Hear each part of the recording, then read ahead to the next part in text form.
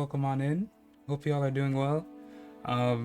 Welcome on into the Black History Month Readers Raid Train, hosted by Sweet Sage and Legend of 𝗓𝗪. I'm gonna put both of their links in the chat. Be sure to give them both a follow. 1 second.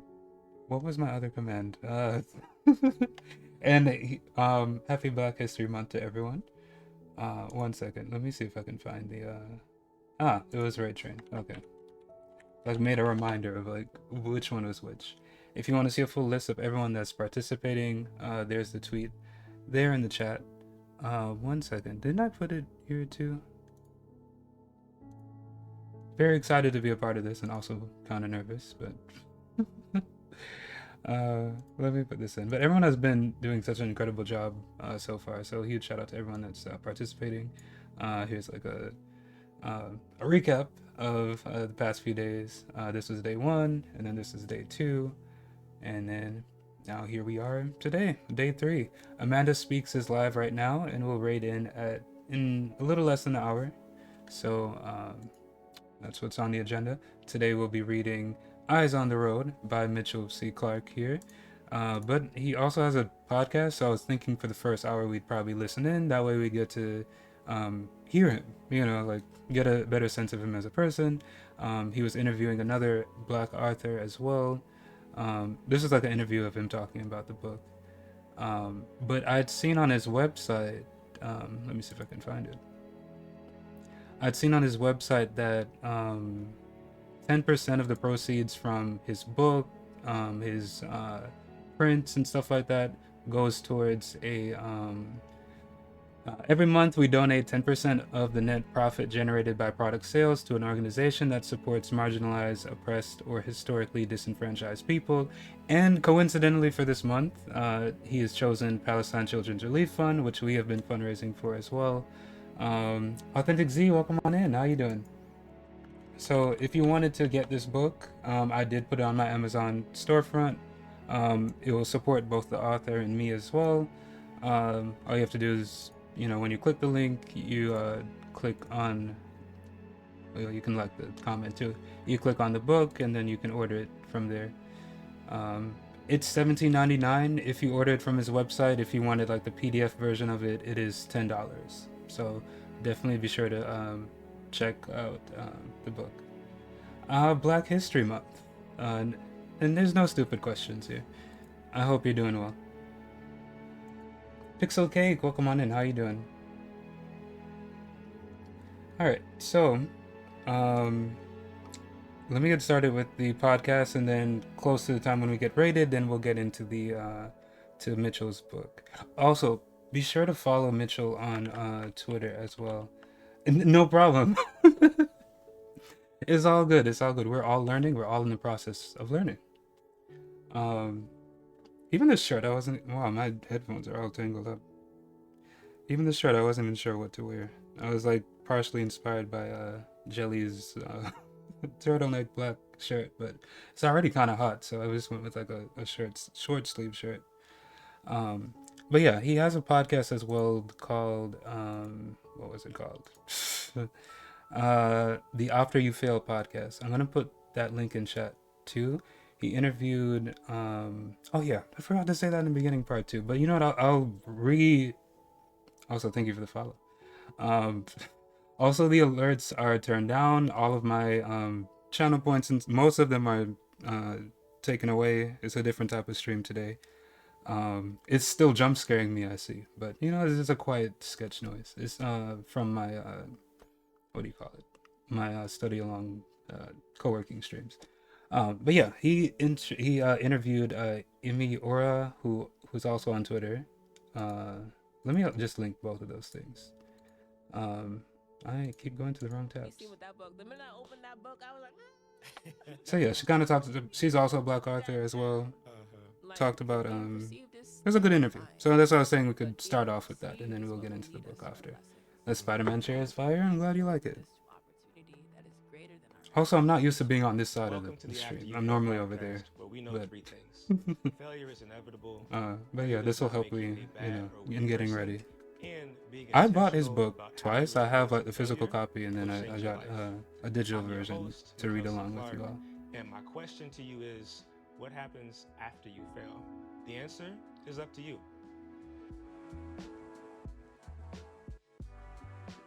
I am from New York. My parents are Caribbean though, so I do have like a slight accent.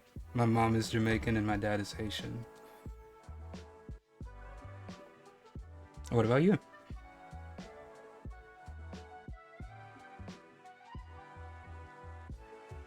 Also, um, if you wanted to donate to the charity as well, I'll put the link in chat there. What I'll do is I'll pin the link How do to you the stay book. grounded in who you Um, are and what you believe in Actually, on a maybe I'll day pin when the that world later. is I'll pin the constantly charity for pushing now. you to fit into a box that was never actually made for you? What do you do when you realize that you've lost sight of what You're from matters? California, Today's but you live in episode Texas these may help days? you answer Nice, these nice. questions for yourself. I've never been to Our guest, Texas. Ehime Ora, is a Nigerian wordsmith and priestess of the Ifa and Orisha tradition. Using mediums such as writing, she creates content to heal, to elevate, and to inspire. She's the author of Ancestors Said, and through her creations, she makes space for joy and well being in her communities. She makes spirituality more accessible, accommodating, and safe. Today, I'm talking with Ehime about how her spiritual practice and perspective grounds her when she loses sight of herself, Yeah, her I don't really values, like hot or her weather. mission. Ehime, what's going on? Thank you for I've being visited here. Cali Thank you though. for having me. We're Absolutely. in Cali I'm if you don't mind. excited to have you. I was hyped when you said yes, and so I'm just happy to have this conversation. How are you feeling? How's your spirit today? I'm feeling a lot of different things. Like I'm feeling, I guess the main thing I'm feeling is hope. Hope for the future. I'm I know a feeling few people hopeful, from there. and I'm feeling Nice. grounded in like a new beginning in Mm, a way. You know. I love that. Being able to hold on to hope in this season feels Mm. like a victory in and of itself. Almost definitely. Yeah. What is it? What does it look like for you to maintain that, to feel that Yeah, it's in just this climate season? change. Oof. So I practice Ifa and Orisha, and there is a proverb within my practice that says, the suffering of a priest does not last forever. And that's something that I always remember because it really does not. What really helps me hold on to hope is looking back at my past, back at how I always felt like this was it for me, back at when I felt like maybe I wouldn't be able to overcome this challenge. I've always been able to have this new beginning, to restart. And I think right now I want to create a more solid foundation and stability where I'm always remembering that, where I don't feel like it's it for me Mm, anytime, you know? I love that. And I'm glad you dove into spirituality. I've told you this off camera, I'll tell you on camera. I've been a fan of your perspective and just how grounded you are in what matters and what is the most important to you for quite some time. And one thing I didn't know He said, until "Nah, it's recently cool to is meet you, that we are dude. both Nice meeting autistic. you as well." Um, Um, the I was interesting just thing browsing is for we are some new people to autistic meet and ran into while you. living in Nice. unison, So Oh, which is glad the algorithm is an easy working. combination Originally, I was of gonna start like an experiences. hour later. I am This isn't the time I curious normally stream. how Here's my you schedule. But there's stay like a grounded special in your event that's breath, going on right how now. you take care of yourself, You saw and the create space things. for what you But need my slot while starts at being 5 o'clock. neurodivergent and living Well, you're mindfully. in Texas, so boy, I moved to Queens. I 5 better p.m. like go Eastern. get some I'm not nature. gonna do So math right I now. moved to Queens and So I about liked 43 Queens minutes. because I have more of a forest in my area. I have a park close by, and I've been making trips to the park very often lately. Ah, so Spending okay, time 1 hour. talking Oh, to the why trees did I and to think the it was earth like is two just so hours of a difference? powerful, especially Okay. for me to ground myself in times of anxiety. It's so easily for me being autistic to kind of be overstimulated and overwhelmed, especially with like the chaos in the environment. Not only like am I feeling like, oh gosh, I'm anxious within me, but then you got cars buzzing, all these people talking, music playing, and it just makes me almost like shake in a Hmm. way. So my trips to the forest have been a way for me to decompress, but also be connected with the spirits that live within the trees, and they have wisdom. They have great wisdom, you know, like the whole fungal network underneath trees that that's how like they kind of like share nutrients, right, with one another. And I think about that and I think, okay, if trees can do that for each other, they can do so much for me, you know. They can really create healing and removal of blockages or anything that I'm kind of holding on to. So it's been almost a reciprocity process that I'm having with trees. It's not just for me to talk to them and then like take away all this anxiety, but also paying attention to cleaning up around the trees as well and having this like, I guess, like transaction relationship happening between us. I love that. I love that. And I'd be curious to hear also how your neurodivergence shapes your writing, your creative expression. If you feel like the way that your brain operates allows you to express yourself in a different way. I feel it allows me to go deeper into the depths of myself that I kind of scare or fear other people. I'm not ashamed of being weird or odd. And I think that's what makes my writing to me to be a safe place for me to be as weird as I want to be. So I'm always playing around with words, breaking words down, trying to figure out new ways to express myself, new analogies, creating new analogies. I'm really interested in the philosophy of writing and interested in like how you as writers, you kind of both. Also, let me know if the volume's that it's good. spiritual to write. Forgot to And ask that when we started. I strongly believe our ability to write is not just because we're talented writers, but it's because it's a gift from the universe. We're vessels for spirit. My ability to write is not just because I'm able to write, it's because I'm meant to use it for something. And I'm meant to respect that power and that ability. So I surrender to writing and I don't hold back. I love that. And I love how you talk about accepting your weirdness, you know, making space for that. And, you know, again, being in a city where things are constantly moving, there's almost this requirement that you fit into a box, that you don't get in anybody else's way. You don't step outside of the box too often.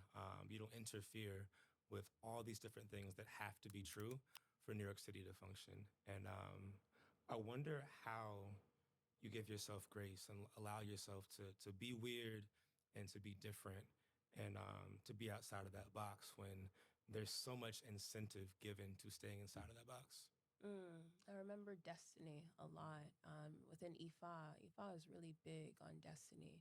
And we actually believe that we co-create destiny. We go through like 3 stages of destiny selection when we're in heaven, co-creating all aspects of ourself on earth with these divinities. And we choose certain characteristic traits and quirks that are unique to us because it benefits us on earth. So I allow myself to expand and be weird because I literally chose to be me.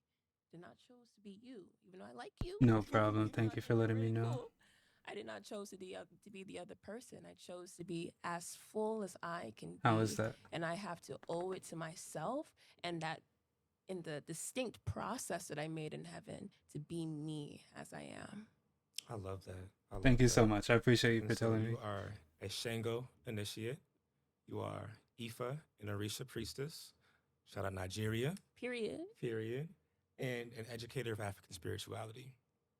Your practice is rooted in ancestral veneration, which in short is based on honoring and respecting the ancestors, deceased loved ones and their spirits. And so you kind of operate with this understanding that you are the living embodiment of your ancestors. That is really, really powerful.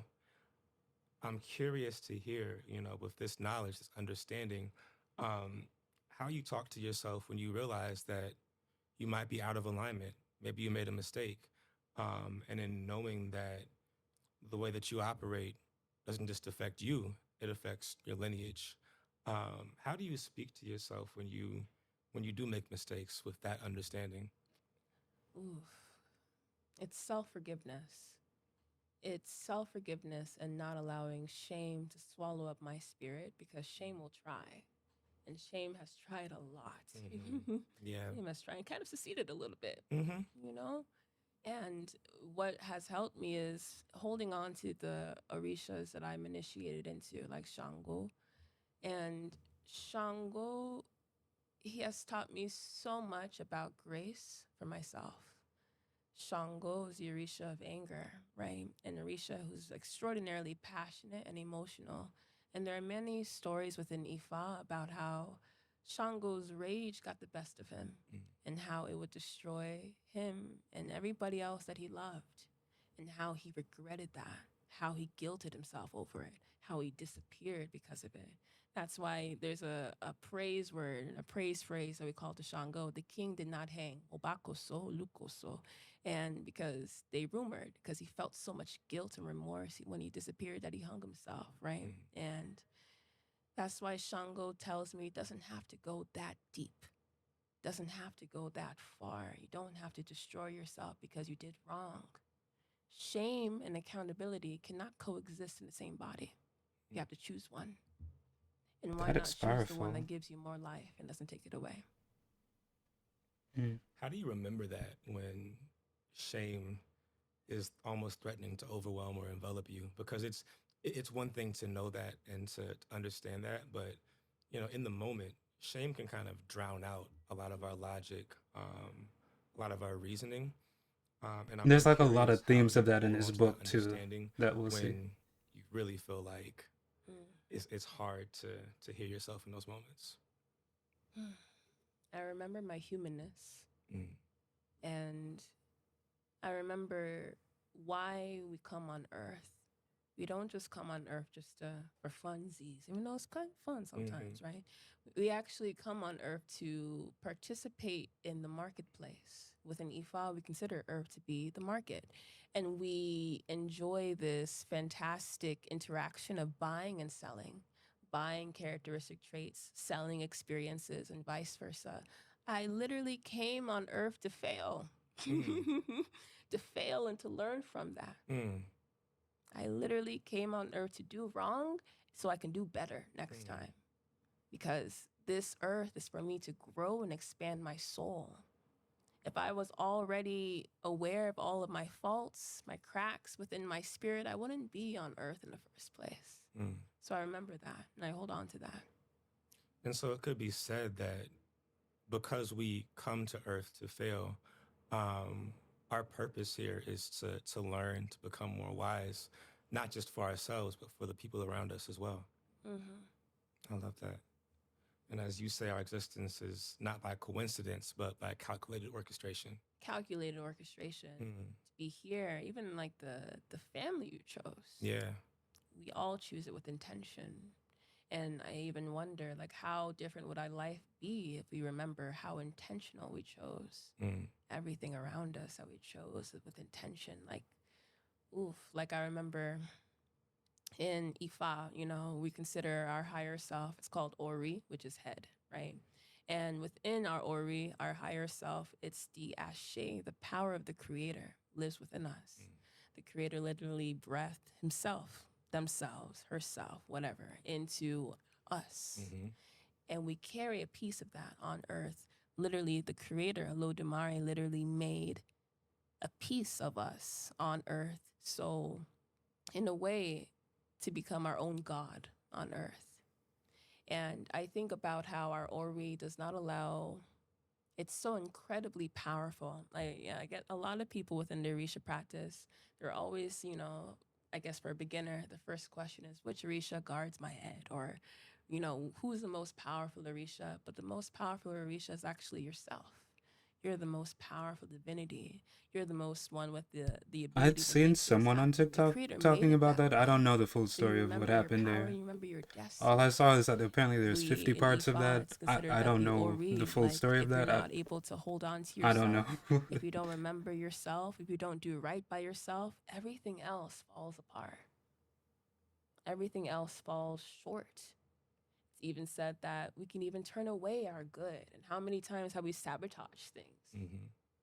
And I think, especially now with divinities and spirituality, like, it's all good. And those are things that are really well. But the first priority should be getting right with yourself first for everything else to start to make sense. I want to talk more about getting right with yourself. And, I'm curious about any moments where you had to really hone in on that, where you weren't right with yourself, you were out of alignment, something, a distraction, something of this world pulled you out of yourself. And I'd love to hear about how you, took note of that and brought yourself back to center. Mm. I think the experiences that kind of pull me most out of myself is always like my That's love interesting. experiences. Love can be challenging, y'all. Woo! To love can and be a be lot of loved. things. Love and be loved. And I think that's the space where I grow the most, where I'm able to really look at my character flaws, because it really comes out when you're loving someone or when you want to be loved by someone. And everything about what you experience in your childhood, how you were raised, all of those things are come into account in love. I hope you're And it's also enjoying. a way for you to actualize true healing, because you're always, no matter how hard you try, you're always going to be in connection with somebody. So perfecting how you relate with others is key for your own mental well-being and for your own safety as well. So I'm learning a So lot true. about the falseness and the toxicity that comes with being an assumptuous person, running into assumptions, not asking for clarity, even though you expect clarity, expecting mind reading actions in love. I'm running from also not believing that I'm worthy of love, even if someone says they love me, learning to believe that and learning not to question it. So I'm learning a lot about surrendering to the safety of love and devoting myself to the act of loving and being loved. So it's been a whole internal experience. For sure. Yeah. And romantic love, it brings so much more vulnerability out of you than so many different other types of relationships. And one of the quotes that really stuck with me, because I call you're a scroll stopper. You are the person who, when I see I'll have to look your into it name on later. social media, I'm like, I got to stop. I got to hear this and digest whatever this might be. And one thing you wrote a while back, you said, my first mistake was searching for God in everyone else but myself. Aren't I also divine? Talk to me about That's how the you got title to of this that point, how podcast too. you came back to seeing your own divinity, and what led you astray in the first place. Well, this It was episode of it. love Yeah. that led me astray, but it was also love that found me at the same time. I think it is so easy to feel, especially for women and those who identify as femme-identifying folk, it's so easy for us to put our sense of self into love, not even into loving ourselves, but in having someone love us, to the point that we make them our God, to the point that we put them so high on the pedestal that we too get crushed by the inevitable turnaround, right? And I had to learn on how this person may be good and kind and sweet, but they're not perfect. And they're not someone that I need to, in a way, pull all of my spirit into, if that makes sense. It's almost as if like I came into a realization that this sense of hollowness that you're feeling in your heart, especially like I remember in a previous breakup, when I was greeting the Creator every morning and I was feeling the sunshine in my heart every morning and I was feeling the fullness in my heart, and I was like, wait a minute. So this is what I was looking for. I wasn't really looking for the approval and the validation in someone in romance. I was looking for God. I was looking to feel the love of the divinities. I was looking to feel the love of my ancestors. And it's so hard sometimes to feel that love. I forgot to turn this off. Especially in a society Ignore where that. we're so disconnected from spirit. It's so hard to feel like the person that made us, the Creator, is even looking out for us, is even real. Man. And so when you have these realizations, when you realize these things, I wonder what it looks like for you to take time for self, to heal, and eventually to come back and to give romantic love a try again. How does that happen after all of the reckoning and realization that you have to go through to get back there? I give a lot of myself time with space, like time and just not entertaining relationship or romantic relationships. But I would say like the biggest thing that I do to bring me back is putting myself into art. Art has healed me a lot. Art has transformed all of my being. Even in the previous breakup, the same breakup, when I found out that, oh, I was looking for God. It was when I found my love for clay making, my love for metal sculpting, my love for creations with my hands. And I'm like, oh, so this aspect of myself, it can also be found here. And I'm giving a lot of reference to love, and love as an artistic form. And I'm seeing the connections between art as love as well. So it's just been an interesting experience for me. Yeah, I really do think that art's a spiritual thing. Oh, it's Um, most definitely a spiritual it thing. is it is so much more than stress relief and Mm. a way to step away from work. It is truly a spiritual thing. And you know, when you are creating art, when you are healing, when you are taking time for self, I'll speak for me. There are a lot of moments when I'm not kind to myself when I'm healing. There are moments when I'm going back through what happened and I'm seeing maybe where I fell short or where I could have taken better care of myself. And I start to say to myself, well, you should have figured this out. You should have known these things. You should have taken this path. And it almost leads me down this path of self-deprecation where I'm beating myself up instead of taking the lesson. And I'm curious if you go through that, and if so, how you navigate that. And you'll see a lot of that self-reflection in this book too. That's what I It really loved really, about it. It's very relatable. I have to hold a sense of patience for myself, like when I'm in those moments.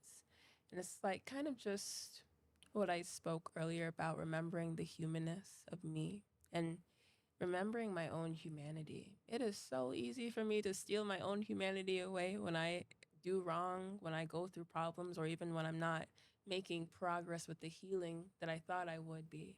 And I have to remember that there is grace and slowness. And also, I think that slowness is how we're able to make the most growth anyway. It's yeah, we can heal quickly and we can go out of, grow out of trauma and grow out of all these problems quickly, but things that come quick can also leave quickly as well. And I want my healing to be substantial, like what I spoke earlier when we just started about foundation and stability. I want to be rooted into the earth. And I want my healing not to last for me, but to last for generations to come. So giving myself grace into the slowness and leaning into patience has been really helpful. Mm, I love that. And when I think about art as a byproduct of healing, that's some pretty good silver Mm. lining. Like, did were you healing when you wrote Ancestor Said? I was going through a heartbreak. Okay, Yeah, yes, my yeah. ancestor said. It's so interesting and beautiful that we were just talking about this book is here forever. Mm. This book never goes away, and this book can serve so many people. And because you were intentional as you healed, because you were courageous and expressive and vulnerable as you healed, people have this book forever. And people who are also navigating, recovering from failure and different forms of trauma and different things, like they'll have this book Lost forever in to Side really Quest. reference, Welcome on which I in. think is beautiful. And How was your stream? I want to read a favorite passage of mine, actually, if you don't mind. Okay. Um, Ancestor Said is I think there's an ad going on 365 right now. introspections, 1 second, let me add you to the thoughts board. to self, for self, to facilitate emotional healing. And I'm gonna read January I know 10th. you're also a member of SideQuest. I'll wait until You the gotta ad is over resurrect and the then I'll deep do pain the within intro. you and give it a place to live that's not within your Again, body. sorry about the ads. Let it live in art. Alright, I think it should Let be it live over in now. writing. Welcome Let on it in, live in Raiders. music. My name is Let it be 𝗬𝘂𝗶𝘁𝗁. devoured I'm a by charity-based building variety brighter streamer. I connections. cosplay as Miles Your Morales and a few body other is not a characters too. coffin for Let me pause the video for a second. Also, thank you for the follow, Dump Truck Swa. Welcome on in. Like I said, variety streamer, play pretty much everything. We're currently fundraising for Palestine Children's Relief Fund. Huge shout out to Lost in SideQuest, who is a member of SideQuest as well. How was your stream and what were you playing? I forgot to wait, is it? Yeah, there we go. Be sure to check out all the members of the team as well. Thank you so much for hey Scooby, welcome on in.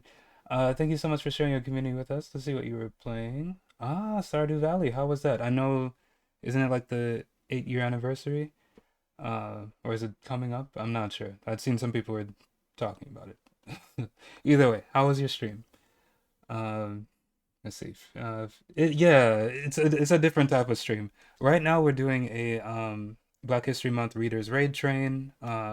Legend of Lala and Sweet Sage put this together. A lot of black streamers are just like doing read-alongs. Right now Amanda Speaks is live and she'll raid in about 20 minutes. The book I selected is Eyes on the Road.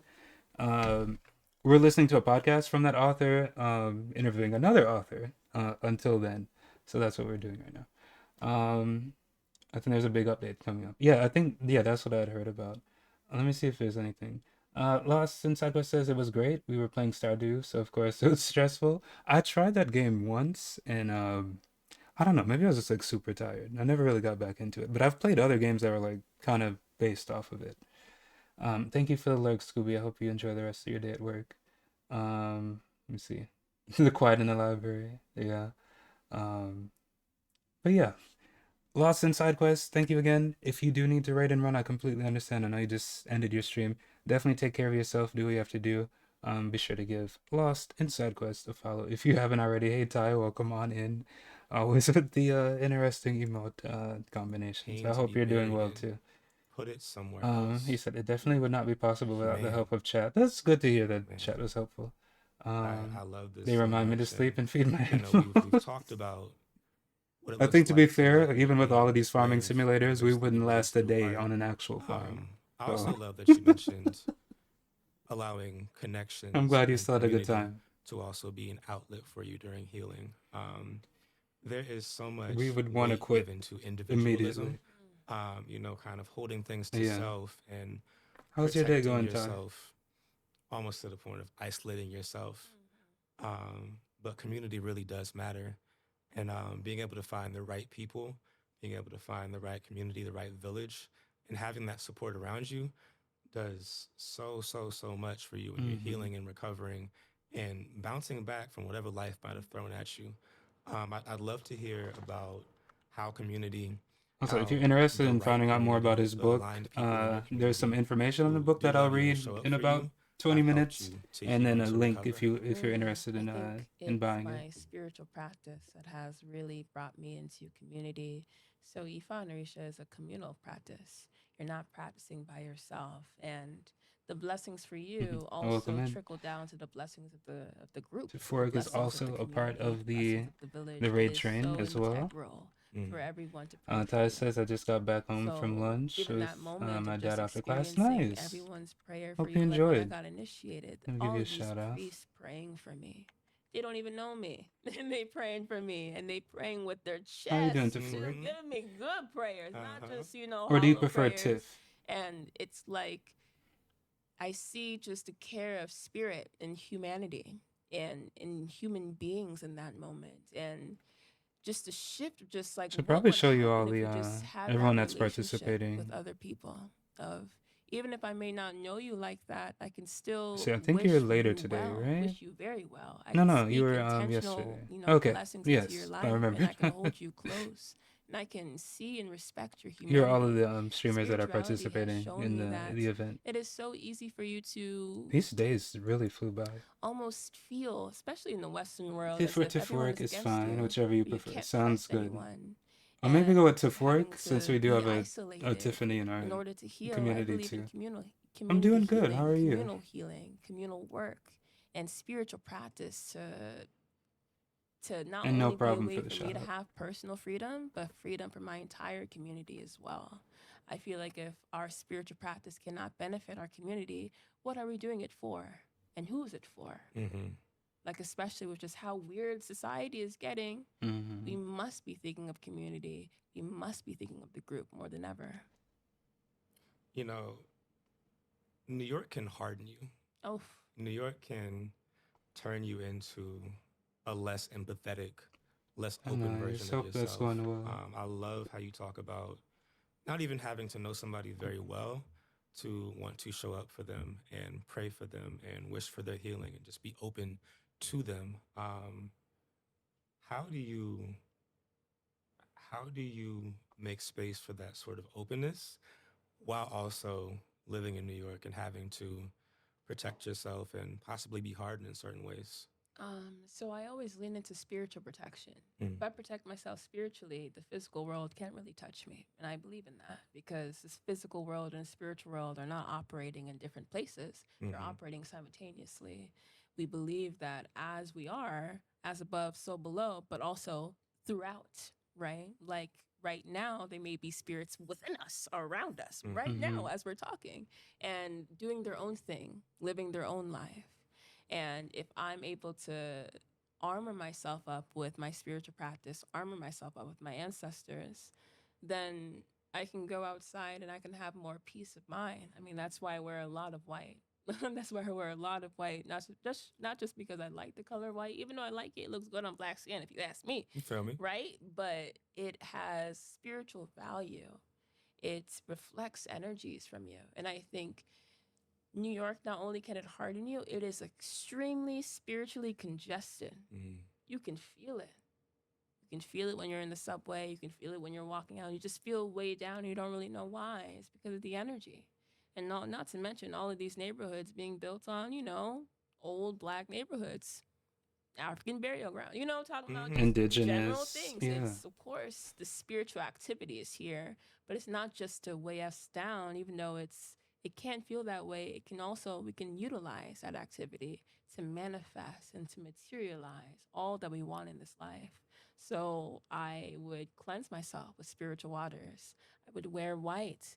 I would also just be mindful of not doing things that taint my character, because that is also a type of spiritual hygiene, not gossiping, right? Being mindful of how much of myself did I share, holding on to privacy. Those are kind of ways that I'm protecting myself spiritually and having better spiritual hygiene, but also having better mental well-being. Ehime, we live in this world that it just feels like we are constantly in motion. There's always something else to do. There's always another thing to take care of. And your perspective, it just feels so grounded in intention.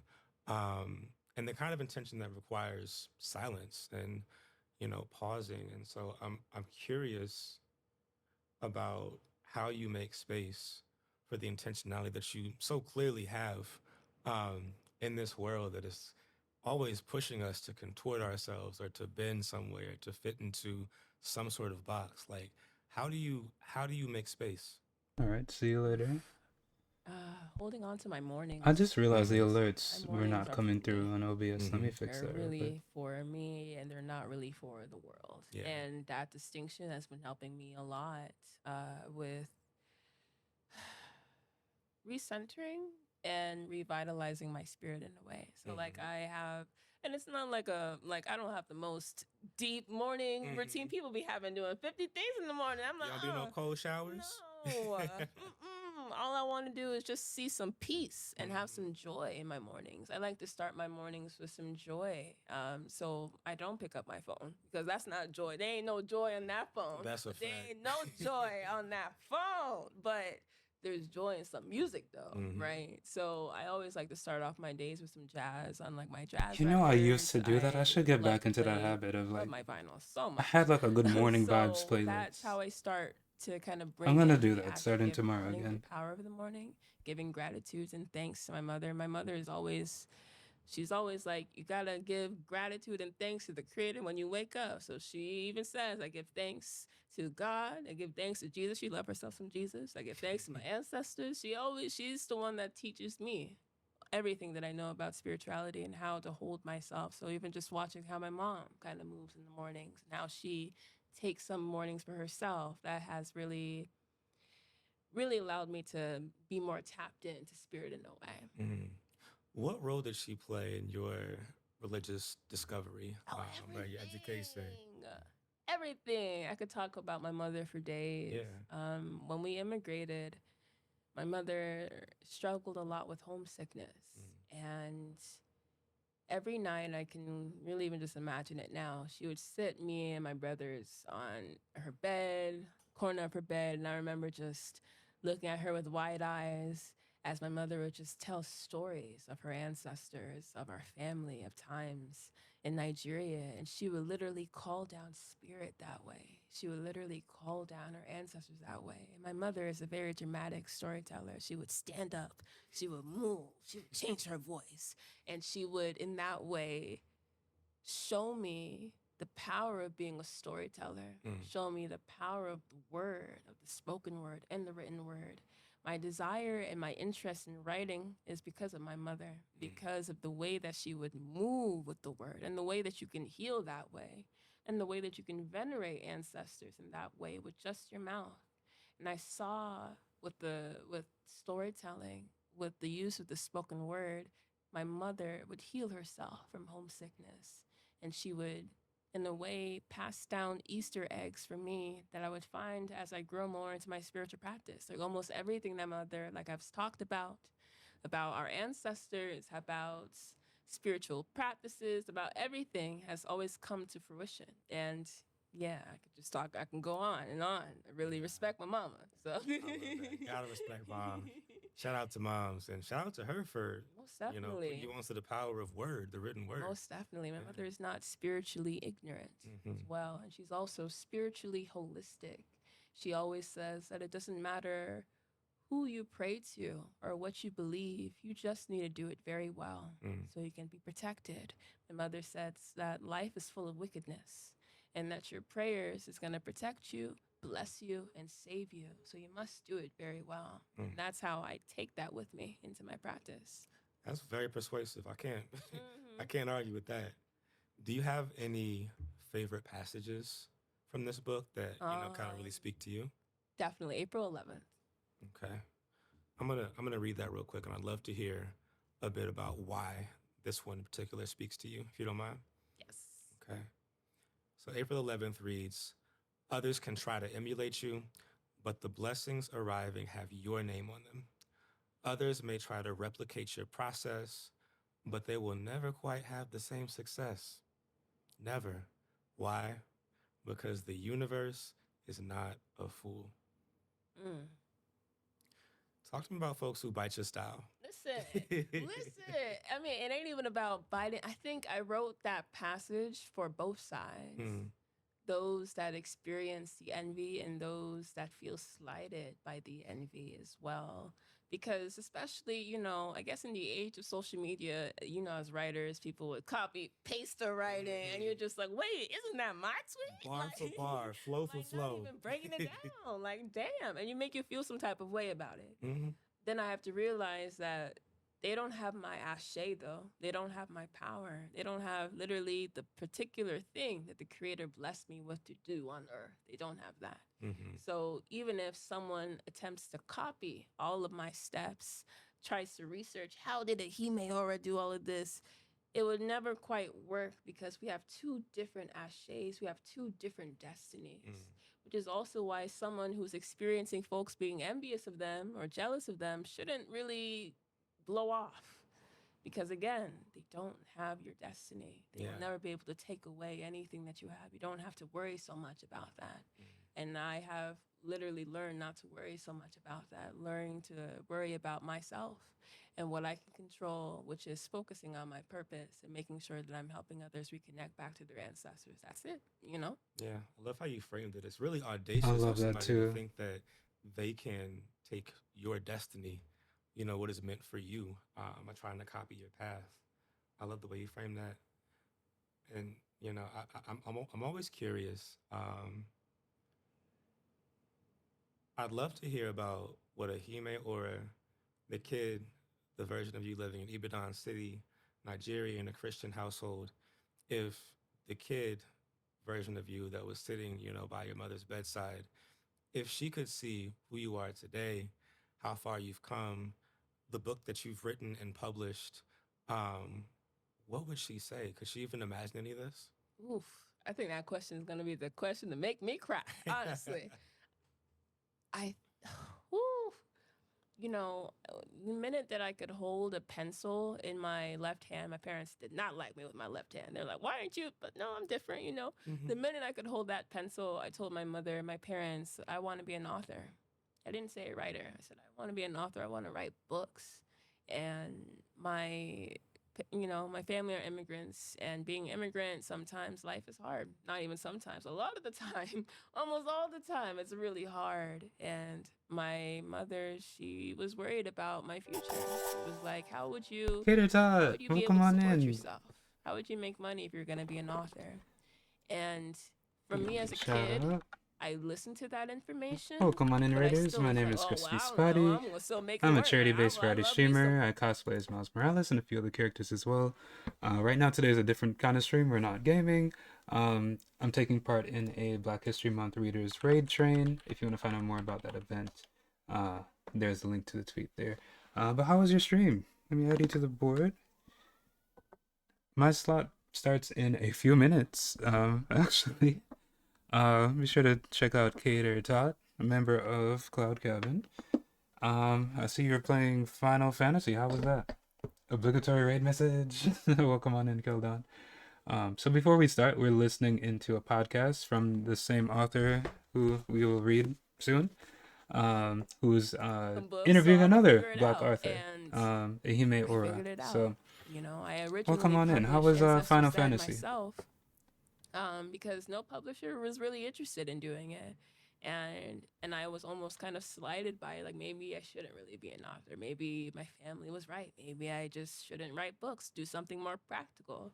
Also, I could show you everyone that's participating in this this event. Like, take a chance. I can and move for a publish it out second. yourself and see what you can do. This was the first day, just to see that it being picked up by a publisher, and because then everyone was really the second enjoying day the book, yesterday. and kind of a Mick was testament also a making part sure of to this, believe another in member yourself of first. 𝗬𝗏𝗃𝗏. My mother said And something so Nuri Kane profound to started me. She things off said, today, "I'm really another member of glad you didn't listen 𝗬𝗏𝗃𝗏. to me." And yeah, She it's says been that super children awesome. know what they want to do, but it's parents that stop them. And I'm just like, 𝗂𝗓𝗏 says that it is was so fun. true. Still very early And game, how but making my that way too through the is main destiny. story. Nice. And I'm how glad that you're too enjoying of it. just coming down on earth with a You said purpose. it's more like Let's Keldon, watch our like children react Sheldon. carefully Okay, and see Keldon. what All they're right, I'll interested in. remember Doesn't that. mean that we need to spend Nice to meet you, $5,000 to Keldon. invest in what's that, because they could be X, Y, and Z. But maybe we should nurture our 𝗂𝗓𝗏, if you need to write and run, I Maybe we should completely nurture what understand. they're Definitely curious take care of in. yourself. Do what It's you have to probably do. their I know you purpose. just ended your Probably could stream. lead them Glad to you had a great doing one. so Thank you much again for things sharing your about community with themselves us. and being Really more of means an a lot. expansive, well-rounded person. So I My love dude. that, of course, parents teach their children so many things, but also children teach parents. Children remind parents oftentimes of what's possible, when we're kind of pulled into being more practical and being more restrictive with how we think about what's Sounds possible good. for Thank you so us. much for the lyric. I And hope you enjoy your food. I'm curious to hear Again, everyone be sure to follow 𝗂𝗓𝗏. how it felt, once the publisher picked your book up, after you went through that period where you're like, maybe I should have been more practical. Maybe I should have chosen the more logical route. When that publisher came back and said, we want to republish your book, how did that feel? To know that just all of Basically, all we're of your just effort, all of your work, elevating Black is not only voices, Black published by authors. you, but seen as being Each one of us enough picked a by book. this gatekeeper, by This this big interview institution. is it I just was had an a idea to full like start circle off with moment. the podcast. That way we get an It idea was of like like, who he is as a person first before we get into his book. the saying, if you Um, build it first, it will come. so yeah, It's like, once we get into that, yeah, I'll explain like, more about his book. It's maybe kind the of like goal more shouldn't be self-reflective, external validation.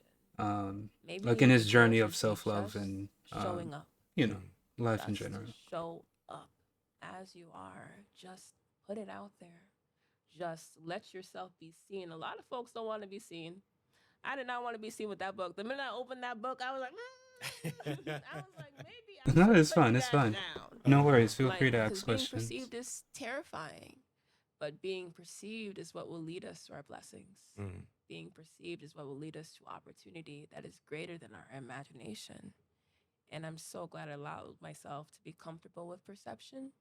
And I'm still like kind of just like to my publisher, are you sure? Like that book is really coming out July 25th? Like, is that really a thing? And knowing that people are looking forward to it and people telling me that, oh my gosh, I really love this book. I have all my family has it. I bought it for my friend. Like my therapist got my book. Like they gave my therapist, someone did. And I was like, the impact of believing in yourself first is so transformative. It's really, that too is like also 𝗧𝘄𝗶𝘁𝗁. It's the power, and that's what 𝗧𝘄𝗶 means, the power, the ability to make things happen. So when we're believing in ourselves, it's almost as if it triggers a domino effect of opportunity, a portal to open up, you know? Being perceived is what will lead us to our blessings. That's a bar right there. That's it. And I'm so happy that you found it within yourself to push through the periods of doubt, the seasons when your folks were questioning you. You might have been questioning yourself too. And I'm curious, now that you've made it to an extent, you've gotten the bigger publisher, you've gotten the validation. What do you say to somebody who is putting themselves out there, but has not seen the return, has not seen the payoff, all the work that they've put in? What do you tell them? You know how big an oak tree is, and you know how small the seed is. You know how small that acorn is. And you know how long it takes for that acorn to become that big oak tree. You better take your time. You better hold on out, because you don't want to lose out on something that could be generationally wealthy. Just because you're scared, just because you're unsure. Everything happens the way that it should. In Ifa, in the 𝗧𝘄𝗶𝘁𝗴𝗿, there's this thing about 𝗕mi, which is the breath, our life force, our spirit. And in 𝗧𝘄𝗶𝘁𝗴, it teaches us, as long as you have breath, 𝗕mi, as long as you have your spirit, everything can be well. So maybe you're not seeing it today, but as long as you are alive, you may see it tomorrow. You may see it next week, you may see it next month, but be consistent with it. Don't push it away. And believe in yourself, and all will be well. Sheldon says, I feel like this is similar to an addict in recovery. I know it's not the same thing, Ehime, but there's a lot of self-doubt and hatred really and addiction that I feel that there are similarities to relate to. I feel Definitely like there are. I've learned Because so that much just journey talking with you also and encapsulates a hearing you lot of talk those same about struggles. how you navigate the world. how It's you one of those navigate things I life. heard, don't So thank you for compare, that. relate. One That's thing how I'm you always really begin curious to about understand is the human the experience. I goal of agree. After You Fail is to help Dealer people glasses, hide your secret who identity. don't think But they've it is made one it, way. who Can't let are everyone know beating that I'm themselves up Spider-Man. for mistakes they've made. We want But to yeah, help those people I to completely agree, understand Keldon. themselves more and to give themselves grace, no matter what may Because happen. especially in that As long as journey, you don't quit, you may, haven't failed. unfortunately You have relapse not or have thoughts, or, lost sight of your so purpose. definitely it And does apply for sure. I'm curious to hear, when you do fail, when you realize that you've made a mistake, what's the first thing you say to yourself? When you hit that low point, when you're like, oh, Amanda! It's like, even though I knew it was coming, it still surprised me. Welcome on in, Raiders! As I was saying to everyone, this is a part of the Black History Month raid train. Amanda Speaks, how was your stream? I was lurking through most of it. I'm gonna have to catch the VOD to catch up. Also, thank you so much for the follows.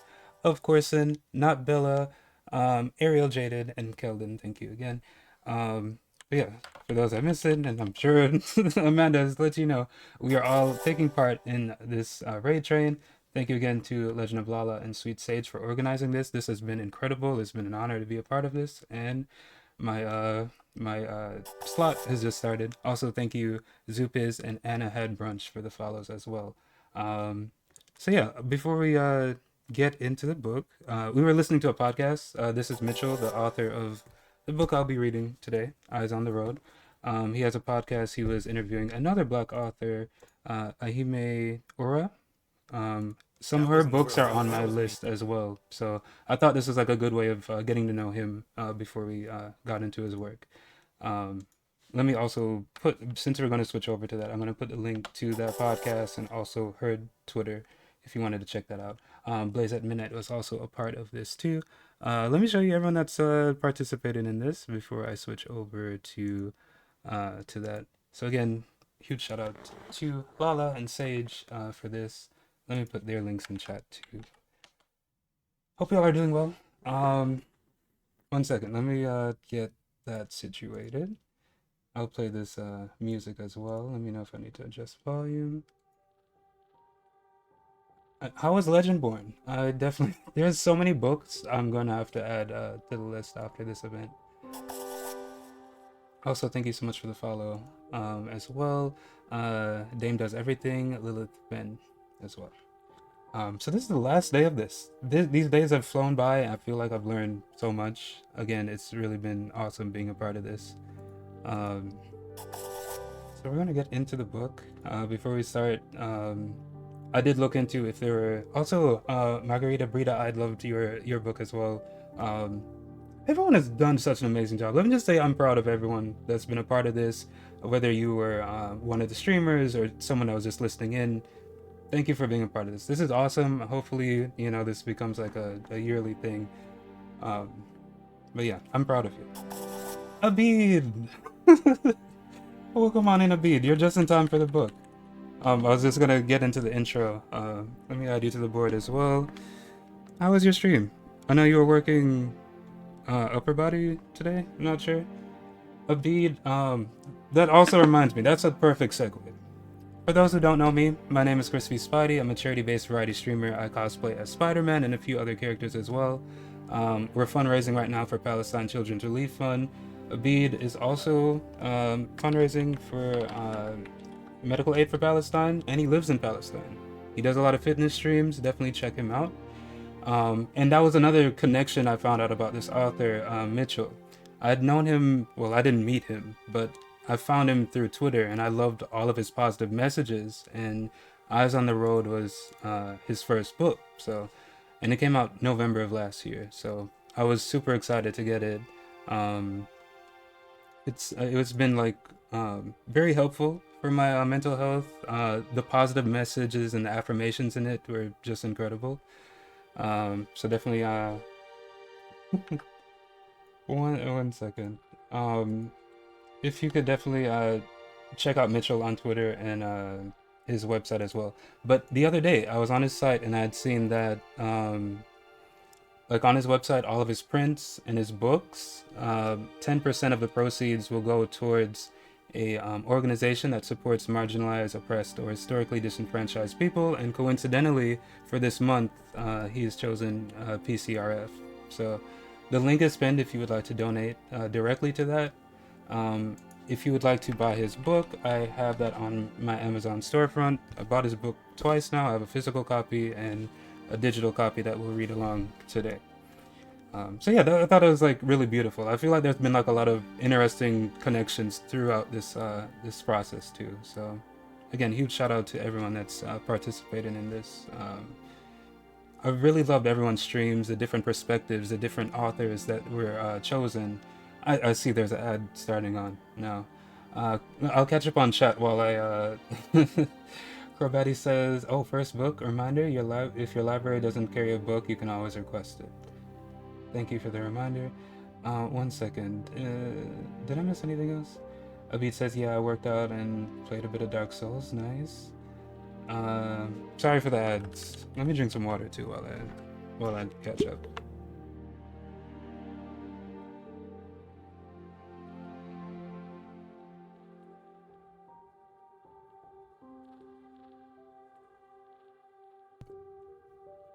So yeah, from that link, kind of like my little review there. You can click that and then you can order it from there to support the author, and also I get a little commission from that too.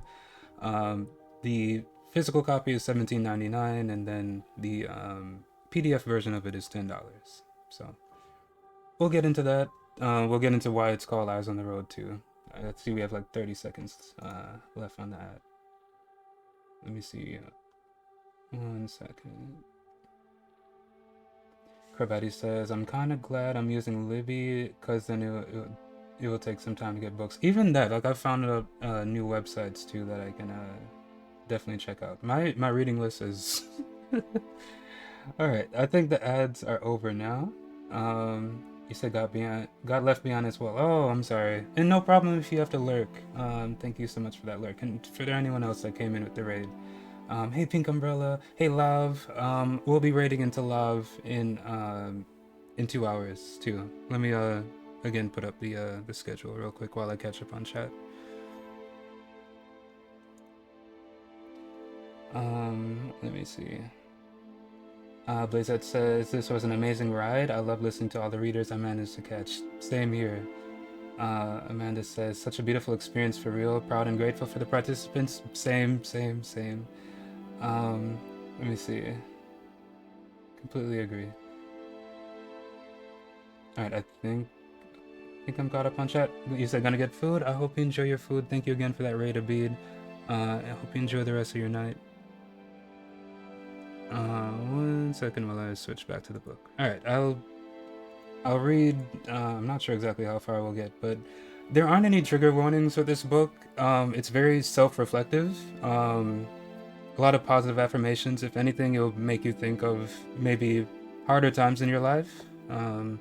He briefly mentions a car accident early on. I don't think there are any other concerns. Not Bella says, headed off on a walk, then I'll be back to enjoy book chat time. I hope you have a good walk. Be safe. Thank you again for coming through at the raid. So again, for anyone that missed it too, found him through Twitter. I love the positive messages there, so definitely give him a follow there. Alright, let's get into it. Also, let me turn the music down just a little bit. For my wife and daughter, who inspire me to be a better man and subsequently a better writer. To everyone who is searching for peace, I hope that this book helps you to accept your past, embrace your present moment, and get excited about your future. I hope this book helps you to keep your eyes on the road. Keep your eyes on the road. I heard this phrase from my father right before I sat in the driver's seat of our family's green Ford pickup truck for the first time. I was 15 and a half years old. He gave me one of those loving but firm looks that fathers give their firstborn sons, and then we were off. He drove us down the road to the nearest high school so that I could safely swerve all over the empty parking lot next to the tennis courts. Keep your eyes on the road. Neglecting his instructions wasn't consequential. Not yet. Then, a few weekends later, I left the safety of the parking lot. I turned left into a busy 2-lane boulevard, checking my rear view and side mirrors obsessively to make sure I was staying in my lane, because now one small lapse in focus could have me swerving directly into oncoming traffic, or a grassy ditch. 1 second of compromised focus could lead to huge consequences. I got into 3 car crashes before I graduated high school. 2 of them were my fault. My teenage mind was no match for the distractions that came with being a high schooler, with friends, a car, a cell phone, and a decent sound system. You said, man, this music is making me more tearful than it needs to be. I wanted to go with something that was like kind of reflective, but like also not too overpowering. Let me know if I need to turn it up or down a bit. Let's see. It's like a Spider-Man themed thing too. So, my teenage mind was no match for the distraction. Yeah, I read that right. None of the tasks required for safe driving were complicated. It was a matter of staying focused on the fundamentals, no matter how many urges popped into my head. Keep your eyes on the road. Today, this phrase is permanently engraved in my subconscious. I still get distracted, but I can't afford to stray off course. If I got into a car crash today, I wouldn't call my parents. I'd call my insurance provider. I might have my wife next to me, my daughter might be in the back seat. If my car was totaled, there wouldn't be a school bus or a disgruntled parental figure ready to take me everywhere I needed to go. The stakes are higher. So it goes with learning to drive, and so it goes with life. If high school is a parking lot, adulthood is a busy highway. We no longer have the luxury of idling in traffic. Some of us have specific destinations in mind, some of us just know what we can't afford to sit still. Yeah, 3. We're all conditioned to remain in motion. None of us can control everything that we experience along the way. This persistent feeling of urgency that we contend with keeps us moving, but at a cost. There's no time for introspection when rest stops are heavily stigmatized. So we keep moving. We weave through traffic, swerve through potholes, and Lord, I know about that, and cut off anybody foolish enough to get in our way. We know that our pace is sustainable, but we continue to press forward with the blind assumption that things will even out at some point in the future. But that future never comes. And as the road stretches on indefinitely, our eyes inevitably wander. Keep your eyes on the road. I know that I should focus on what's in front of me, but my heart can never escape the gravitational pull of my rearview mirror. On a good day, I'm overwhelmed with excitement about what the future could bring. I see a better life for me and my family. I see happiness, fulfillment. I see deep-rooted peace. Other days, I feel paralyzed by the thought of how many obstacles are in front of me. I struggle to see a future where I don't make the same mistakes that held me back during previous chapters of my life. I'm burdened by intrusive thoughts that tell me that my life might not ever get better. I see emptiness, and I wonder if anything of substance will ever fill that empty space. I don't always trust the process. I don't always enjoy my journey. Some days I wonder if my self-trust is misplaced. Sometimes intrusive thoughts push me into a space where I'm scared of getting lost, that I forget where I'm trying to go. For as long as I can remember, there's been a voice in my head, a voice that tells me that my greatest accomplishments were lucky breaks. Hey, Pa, eating contest, welcome on in. Thank you so much for the lyric. I hope you're doing well. And yeah, even like that theme of like imposter syndrome is also heavily mentioned in this too. This same voice tells me that my failures are tied to deficiencies that I can't fix, that I'm not good enough, and that I never will be. During certain seasons of my life, I've given this voice too much power. But today, there's a new voice in my head. The more I learn to trust it, the louder it becomes. I do my best to listen to this voice, even when my insecurities are pulling me in a different direction. This voice reminds me that failure is inevitable. Contrary to what my ego wants me to believe, it tells me the truth, that I've always been good enough, that my low moments don't refute this truth. When I hit rock bottom, this voice reminds me to take a deep breath. Be proud of myself for trying, and give myself the time I need to get back on my feet. This, I can't follow for some reason, but I'm lurking to support. You may be at the follower limit. I also had that same issue. Hopefully Twitch fixes that, but welcome on in. I appreciate you for trying to follow. This voice has always been inside of me, but as I've grown more aware of its existence, I've chosen to listen to it, nurture it, and perhaps most importantly, believe it. Considering that the average human being has more than 6,000 thoughts per day, this is one of the most important choices that I make every day. Some thoughts are fleeting. If left to their own devices, they vanish in the blink of an eye. Some thoughts are irrepressible. You can't ignore them, no matter how hard you try. Some thoughts are shifty. Just when you think they're out of your head, they sneak back into the picture. It's impossible to hone in on the thousands of thoughts that flow through our minds on a daily basis. Instead, we experience reality subjectively, through a lens of our judgments, interpretations, and belief systems. We are beautifully imperfect human beings, and contrary to what we may believe, we don't process information rationally. We are subconsciously influenced by our cognitive biases, or in other words, the mistakes that our brains make while trying to simplify the complex world that we live in. With this understanding, it's important that we ask ourselves, how are belief systems impacting the way we experience the world?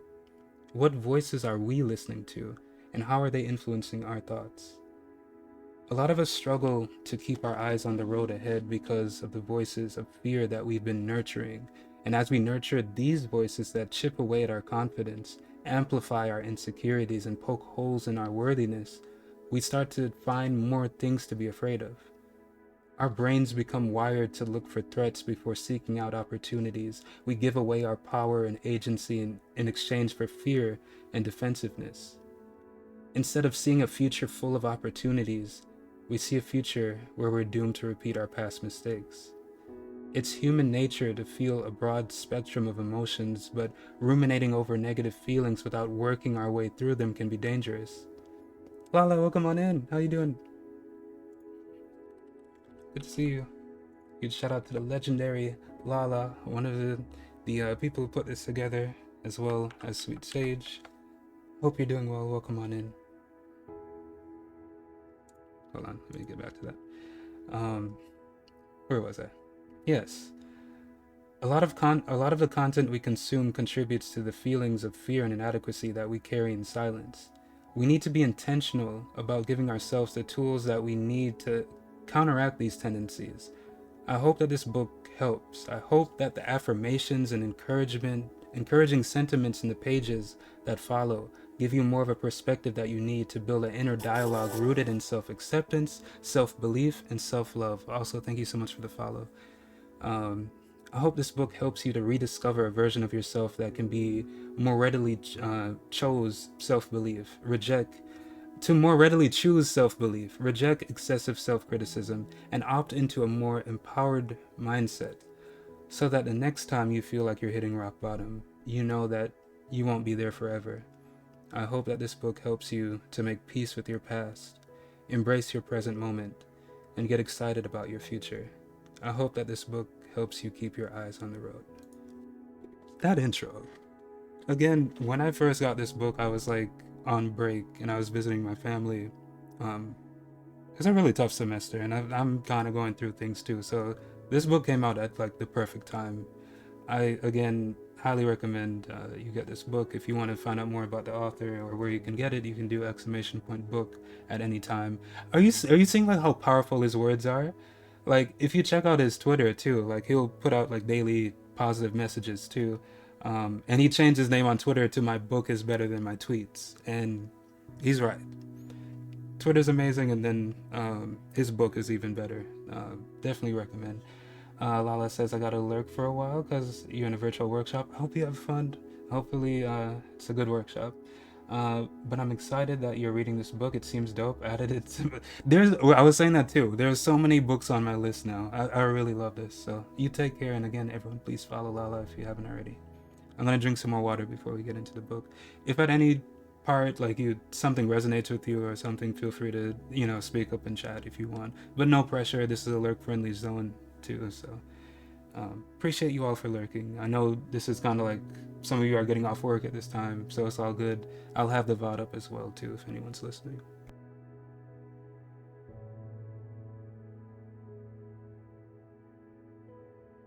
That part too. I completely agree. I love that it doesn't come across as giving advice or preachy. It's self-reflective of his own journey and his own struggles, and like kind of like how he has combated those negative thoughts and feelings. Of course, that is a funny way of referring to water. All right, let's get into it. Great things take time. It's you. You're the great thing. You had assumed that it would be safe to run from your inconvenient thoughts until you were ready to confront them, but you never felt ready to rock the boat. Rest in peace, Aaliyah. And you never ran out of the convenient distractions to chase after until your legs gave out. Also, thank you so much, Heejin, for donating $10 to charity. Let's go. Let me add you to the board. Appreciate you. We're now at 440. I'm sorry if I mispronounced your name as well. Is it Heejin? Great things take time. That's what I'm saying. Honestly, I said this too.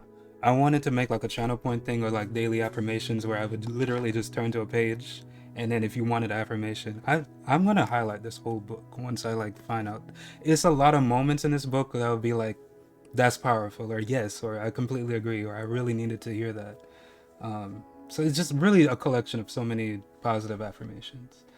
The Real Storm says, I appreciate the stream and I appreciate the focus on literacy and the benefits of reading books. I'd love this too.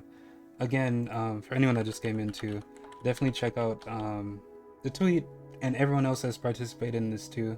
Their VODs are up as well too. If you had missed anyone's slot, definitely go check it out. 𝗬𝗁𝗧𝗏 said that would be powerful. It's not just non-toxic masculinity, it's validating. And that's what I'm saying too, especially as like a black man, like author, to have that too. Like, it's very, very reaffirming. Okay, let me see where I left off. Okay. You were hoping to orchestrate your own gentle awakening, but life punched you in the chest instead. You never knew that clarity could sting until it did. You never knew that self-awareness could feel so incapacitating. You thought your revelatory moment would feel triumphant, but instead it knocked you off your feet. Now you're on your back, gasping for air, trying to figure out how you didn't see the punch that leveled you. As you catch your breath and your eyes flutter back open, every inconvenient thought that you had been avoiding floods back into your consciousness. Your heart pounds through your chest as you come to terms with the fact that the life you're living isn't the life you want. You remember all of those choice points along the way where you chose comfort and complacency over purpose and progression. You see how you've compromised who you are and what you stand for. You look up and you see regret standing over you, staring back down at you. But as you lay there, exhausted from running in circles and dizzy from the impact of your head slamming onto the pavement, you manage to find the silver lining. You realize that the same pain that shocks and stings has also awakened you to new possibilities that you deserve. You know that you're not done fighting. You know that you'll get back on your feet. You know that you don't have to run anymore. How do you pick yourself back up again? Confidently, deliberately, decisively, without shame. You forgive yourself in full. Welcome back, Abid. You believe in your ability to break the cycles that used to hold you hostage. You remember that your mistakes will never define you. That part right here. Sometimes I wish that life was like a 90s sitcom. I wish that every conflict would magically resolve itself after 10 minutes of dialogue and a few commercial breaks. I wish that I only had to worry about making the basketball team, winning fight after school, or asking my crush to go to prom with me. I wish that life felt simple. I wish that I would be faced with enough roadblocks to feel accomplished, but never to the point that I would have to reckon with overwhelm or anxiety. I don't know if that's a typo. I wish that I could always see the light at the end of the tunnel. I wish there was a time limit for struggle. I feel that. I have yet to experience a season of life that offers me the predictability or simplicity that is an inherent element of a 30-minute television episode. We are all living lives that extend beyond the margins of what any screenwriter could fit into a full season. Our experiences can't be condensed into a palatable storyline. Many of us are left to carry burdens that are heavier than anticipated for longer than expected, and some days we wonder if we'll end up caving under the pressure. We listen to well-intentioned but empty phrases like, things will get better, and keep the faith from onlookers who haven't felt the heat of the fires that we are walking through. Their positive intent doesn't negate the effects, as we're left feeling unseen, unheard, and unsupported. When left unchecked, our prolonged feelings of frustration, inadequacy, and sadness have that potential to grow deeper roots, threatening our faith and stifling our imagination. That is what I'm saying is so real and so powerful.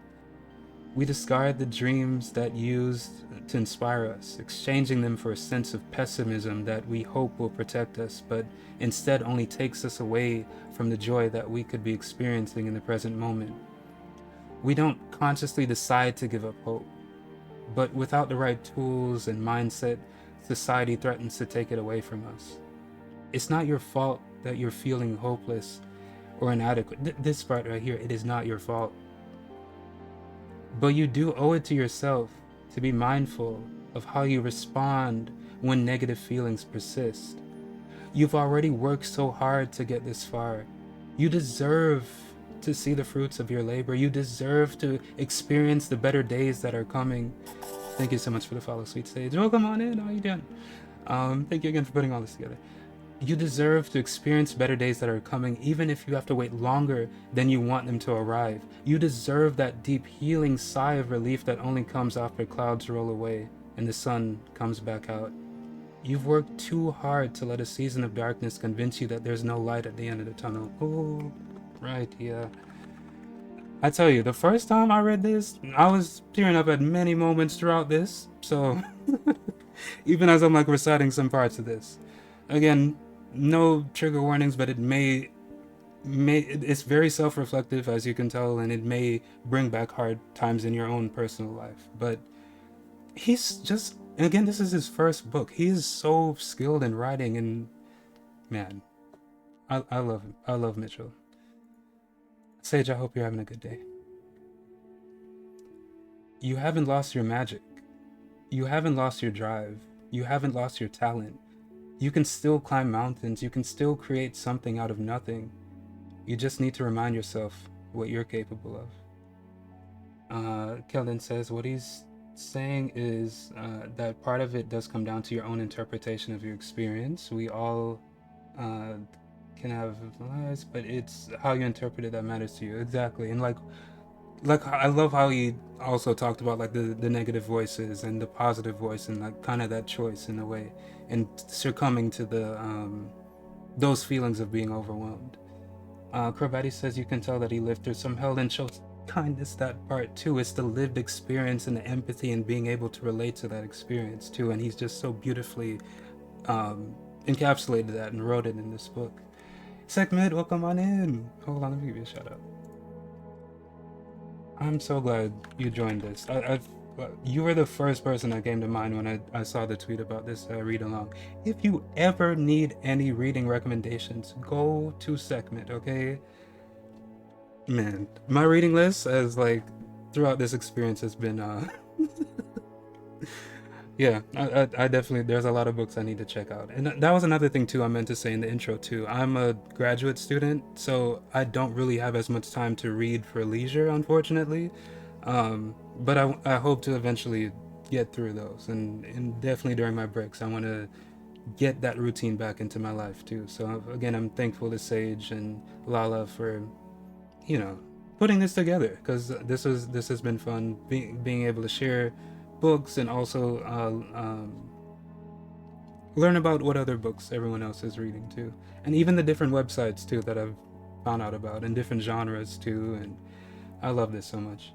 Keldon says, I feel like anyone who can go through this much and still be a good person is worth acknowledging. Exactly. They didn't let the world harden them. They still have that same heart, and instead chose to help others as opposed to, become negative. Segment says, thank you so much for sending me that message. No problem. I'm so glad you joined too. Chris says, this doesn't sound like a self-help. That's the thing too. I love that it's not preachy. It's not necessarily a self-help book. He's not giving advice. He's just like kind of monologuing, and it's like we can relate to it.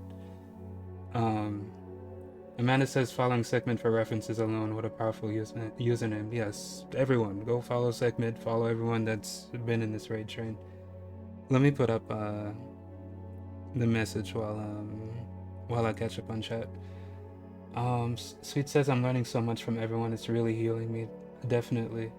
And again, like even in my own journey of self-love and being more forgiving and having more positive self-talk, this book right here has been instrumental. So T, welcome on in. How you doing? So good to see you. Lala says, I'm happy for the range of amazing writing. Hold on. Amazing writing and personal lived experience everyone has shared during this event. Me as well. During Lala, we already talked about it too, but during your book, I literally was bawling, and I had such a good cry from that. Again, that did hit close to home, and I had told my mom about it too, and she was like happy that you all had did this. it's very rare to see on Twitch too. So that's really beautiful, really a beautiful thing to see everyone come together for such a positive thing. I'm trying to say things, but my words and emotion. Eh, I'm not gonna cry again. It's okay to cry. I just don't want to right now. Let me see what else. Sending restful, healing energy to you. Yes, definitely.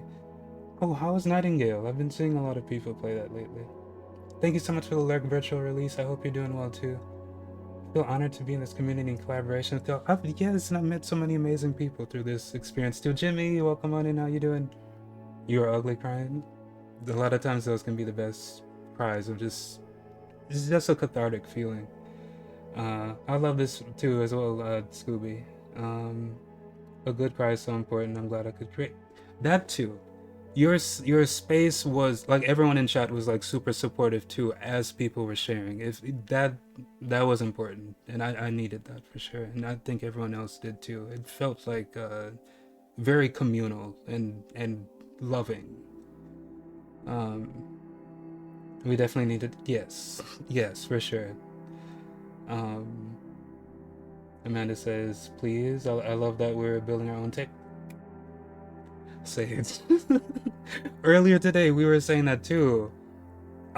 Can I repeat what you had said? You were saying, I'm not gonna wait for opportunities to be invited into, stuff. I'm gonna make my own thing.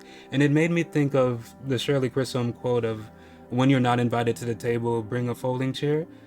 Sage and Lala did that. They had the chair and they made their own table and brought chairs along and invited people there as well too, so everybody eats. That was incredible, and I'm so, it's an honor to be a part of this. This could be even like, it doesn't have to be, well, let me not plan ahead, but it could be like every few months or so or something, because there are a lot of books. But yeah, this is great, and I love this. Let me drink some more water and then I'll get back into this book. Thank you for doing this. And everyone participating, the streamers, the viewers, we're highlighting authors. And again, Black History Month is every month. Okay, it is a continual progression because history is continually being made. So we'll continue to amplify those voices. Yes, okay. All right, I'm gonna try not to get too emotional. I'm gonna continue with this. Sweet Sage says, I agree. If we have the spoons, that's the thing too. I know time, plus you were in the middle of like developing your own game for the first time. Honestly, I need your time management skills and your multitasking abilities. Like, teach us your skills, because I also congrats. I think you had won, was it best art design? Either way, you did incredible. I'm proud of you. Very proud of you, Sage. Chris says, I usually lurk on stuff like this, but why am I so invested? I mean, this, I don't know. It's a beautiful, powerful thing. So, exactly. Black History Month is every month. You say it again. Scooby says, say that one more again for the exactly every month. Keldon says, I like that statement. Black History Month is every month. It's never going to be over. Y'all are preaching. Alright, I'm gonna continue. I'm loving this combo. Thank you so much again, everyone, for being a part of this. And also, there's some reference to religiosity. I know that doesn't really apply to everyone, but just letting you know. Also, there's ad going on here. I just noticed that. My dream is worth fighting for. God gave me this vision for a reason. I will use every tool at my disposal to see it through. This world can be exhausting, traumatizing, but you deserve better. You deserve joy, you deserve ease, you deserve to be loved in the languages that resonate with your heart. And that starts with the way that you love yourself. And why are my accents coming out? You will never hear another person's voice more than you hear your own. You know what, I need to wait until after the ad, because this is a message right here. This is a bar. We have to wait. I don't want y'all to miss this. Let me drink some water.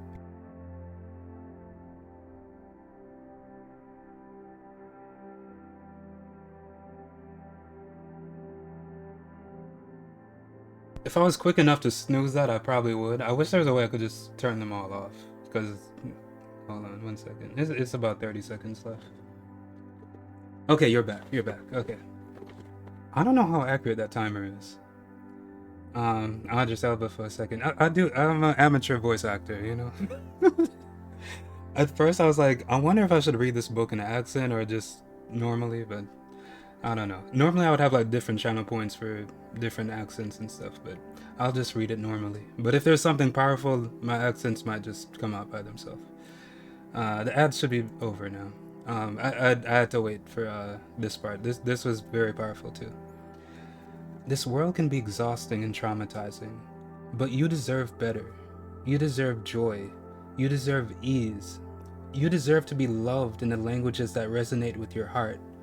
And that starts with the way that you love yourself. Self-love. You will never hear another person's voice more than you hear your own. When you commit to accepting every part of yourself, decide that you are worthy of being loved, and choose to nurture your well-being, you create the foundation for a healthy and happy life. The way that you love yourself doesn't have to look like the viral self-care videos dominating your social media feeds. The way that you pour into yourself doesn't have to impress other people. The way that you show up for yourself doesn't have to be newsworthy. We can all love ourselves differently based on who we are as individual people. I'm not talking about the easily digestible, aesthetically pleasing version of self-love. I'm not talking about living beyond your means, ignoring all forms of criticism, and running away from your problems. I'm talking about choosing the type of self-love that pushes you outside your comfort zone so that you can move towards a life that brings you true fulfillment. I'm talking about the type of self-love that pulls you towards self-actualization and deep-rooted joy. I'm talking about the type of self-love that fills you up and allows you to show up for the people you love without living in a long-term, never-ending relationship with exhaustion. Happy to lend viewership. Is it all good? Okay. Thank you for the support and your patience. And that's another thing too of like comparing, you know, the whole like everyone else looks like they have it all together, but then like you look at yourself and it's like I'm a mess and all those sort of things. It's because you're seeing everyone's highlight reel, you know, whatever they're posting out there is like them putting their best foot forward. Hey, Marty, welcome on in. And like you get to see your behind the scenes, you know, the good, the bad, and the ugly. So you, by that comparison, it looks as if though you're worse off, but in the end, we're all struggling. Some of us hide it better than others, but self-love is like your own journey of that, you know what I mean? It's no right way. The only right way is what's right to you and what feels right to you, and that it can take some time to get to that point, but it can be some pressure as well, seeing that, you know, seeing other people. Ashante, welcome on in. Hold on, I'm missing some shout outs here. Shout out to Marty, Marty, I don't know if I'm mispronouncing your name, please correct me. I've been loving your streams too. It's been really nice meeting you. I met you through 𝗕𝗕 with the co-working stream, and Ashante as well. I hope you enjoy. Hold on. Just got in. Yes, welcome on in. Definitely a word. That's what I'm saying. We are only just a few pages in. That's what I'm saying. How powerful this book is. Definitely, if you want to check out Michell, follow him on Twitter. Get his book if you can. 𝗬𝗶𝘁𝗁𝗵 says, hold on, if I miss anyone's message, again, I apologize. There's a lot going on right now. 𝗬𝗶𝘁𝗁𝗵 says, hell, I'd say being a mess is a side effect of caring about other people in this world. That's another thing too. A lot of us have the tendency to put other people's needs before ourselves, and I think a lot of us are guilty of that. But yeah, it's definitely a struggle. Again, some contrast and compare. And yeah, no problem for the shout out. Thank you. I overthink. That's another thing I do. You know, I just want to make sure that I don't know. I think Arla, go come on in. I think self-acceptance of us being imperfect is also another lesson that needs to be learned too. And we need reminders, because a lot of times we need to relearn those lessons. So it definitely is a journey with a lot of ups and a lot of downs, but in the end, you know, it can still thank you for the reassurance. Marty says, you're perfectly fine. You go at your own pace. We're here with you through it all. I appreciate that. And I appreciate how supportive everyone has been as well. Because, like, I know a lot of us were nervous to do this. A lot of us have never done a reading stream before. So that has also been another beautiful thing to see. You know, we may stumble. It's natural. We're, you know, we're human beings. Did I read that? Sometimes self-love shows up as a willingness to let dying connections fade away without a fight. It's natural for people to... This is another lesson right here, especially in these spaces too. It's natural for people to grow apart. You have no obligation to offer people continuity for continuity's sake. You have no sound, but hello, Spidey, welcome on in. What an interesting name.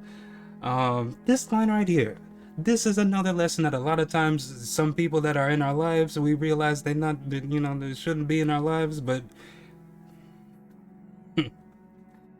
there's a lot I could say about it, but I want to continue with this book. And that's what I really love, that a lot of these messages are resonating with a lot of people. Thank you for the follow.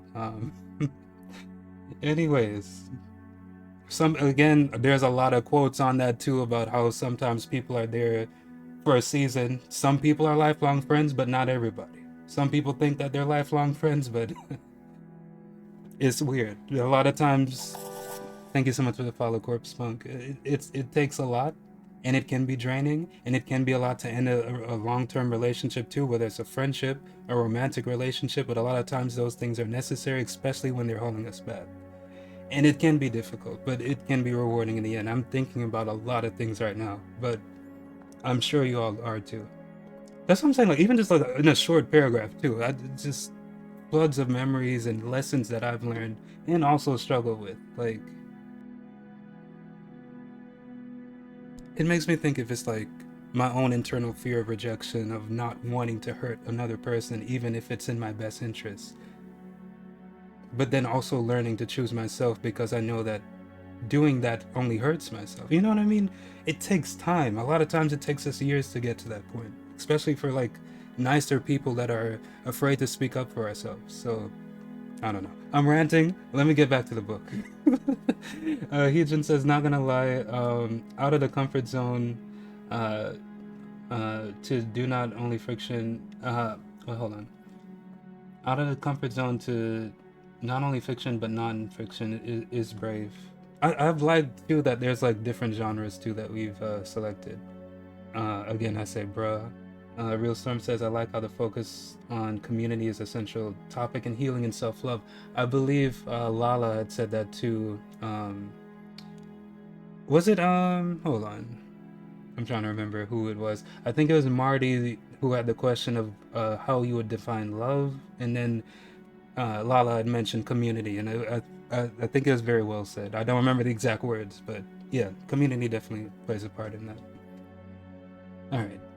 It's a beautiful day to congratulate, and that's another thing too.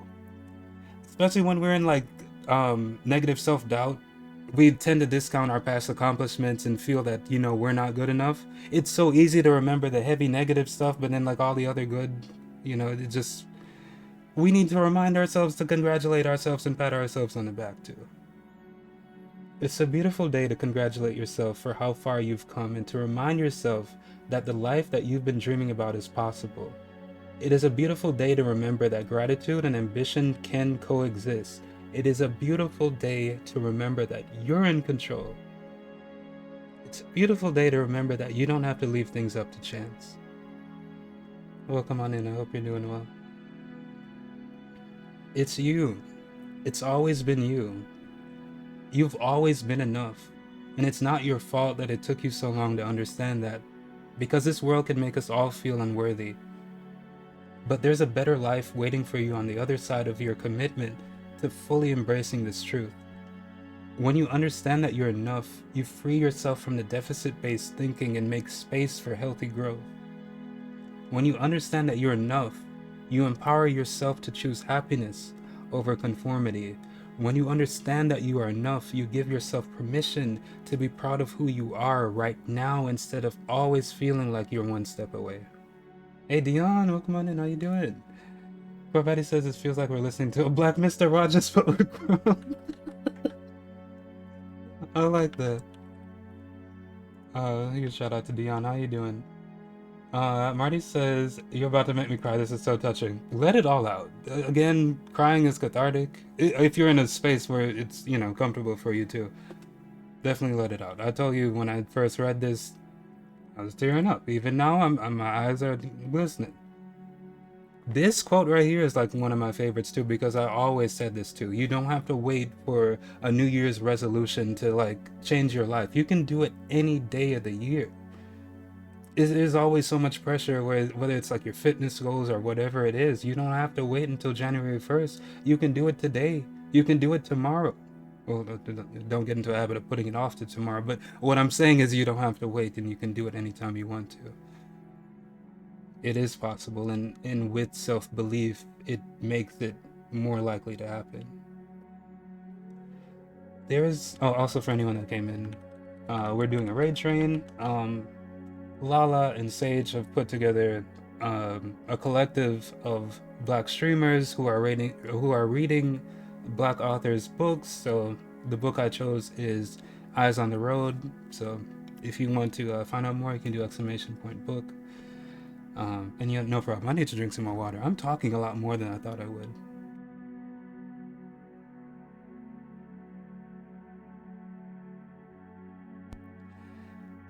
But yeah, a lot of this stuff resonates, and I'm glad that it's, well, yeah, I'm glad that we all can empathize with these struggles too. There is no one-size-fits-all secret to success, happiness, or fulfillment. Life is less of a science and more of an art, and beauty is in the eye of the beholder. I like the saying it more of an art, because again, it's like everyone like has their own style of doing it. There's no right way. Oh, that was okay. I think I said that reminder too early. Oh, okay. Yeah, this might bring up some feelings too. They were wrong for invalidating your feelings. They were wrong for minimizing your trauma. They were wrong for trying to tell you that you were overreacting when you were simply trying to tell your side of the story. The people who try to gaslight you into feeling like your pain isn't real are not your people. Their lack of empathy cannot overrule the significance of your lived experiences. You don't have to prove the validity of your experiences. Anybody who tries to put you on trial for speaking your truth doesn't deserve your trust. Honor your healing process by acknowledging every emotion that courses through your veins. I'm in graduate school for psychology, and like I feel like a lot of this I can even utilize in practice with people. Just validating emotions is, you know what I mean? Like a lot of times when we do hear threats from others of invalidation, it can be so hurtful, but I feel like reminders like these are so important. Marty says, yes, that right there, overreacted for trying to tell your side. Always got to me, why is it when I express myself I'm overreacting, but when you generalize, do it, it's perfectly fine? Exactly. It's like, it's so messed up. And then like, even in that moment, like then they'll okay, I'm gonna get off into a tangent. I'm gonna try to continue, but I completely agree. I just thought of like a bunch of stuff that happened to me when I was younger, and I'm not gonna, let's not bring that up. Let's see, the real storm says that's entirely a different topic of Black Mr. Rogers. Love is an expression, and it's hard to love yourself when expression is something that you struggle with. And that is true. Again, how we relate to emotions and how we were raised to experience and feel emotions are different for everyone. You know, culture and family values and different stuff like that impact our own relationships to our own feelings. And a lot of times later on in life, we have to unlearn maladaptive relationships with those things. And that can take time. That can take a lot of work. And for some people, you know, again, it's different for everyone. And then you have like gender norms too that also, you know, like exactly like, for example, me as a black man saying that I can't express emotion or that I shouldn't. It's horrible. And then, like, if anything, that makes it worse if you're bottling it up. Hold on, let me see. Segment says, phew, yeah, literally going through this at work. This is drumming up a whole lot of emotions, both present situations and past. That's what I was saying too. It's like, I even looked up if there were any trigger warnings with it too. But it's like, if anything, because it's like a self-reflective thing, if anything, this book is like a mirror in a way. It's bringing stuff back up, but I don't know. If anything, that is the trigger.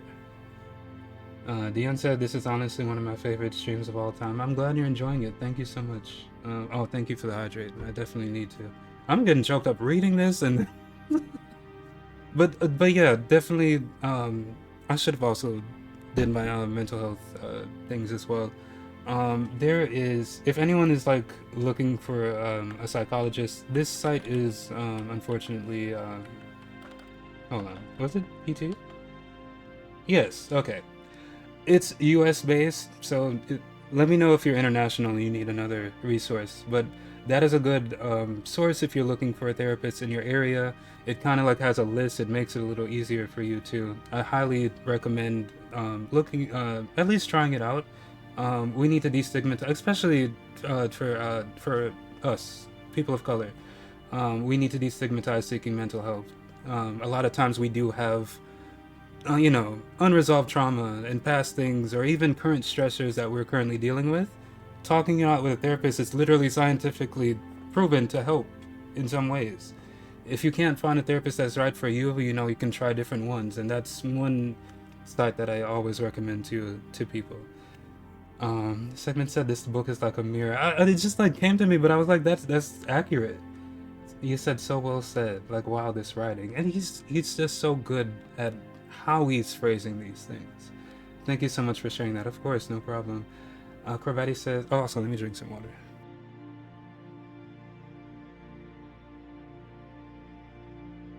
Yes, 𝗬𝗏𝘁𝗁𝗏, feel free to DM that to me. Yeah, in our Discord we do have some sites too, but if you want to, yeah, you can message it to me and I can put it in chat. Thank you so much, 𝗬𝗏𝘁𝗁𝗏. Heejin says, as a social worker who is constantly sending folks to psychology today, you know, so you already know for sure. More people need to know about that too. There's more international ones that are similar. Let me know if anyone needs it, just let me know. And 𝗬𝗏𝘁𝗁𝗏 will share some links as well. Let me make sure I have, if you're gonna send it through Twitch, I'll have that open.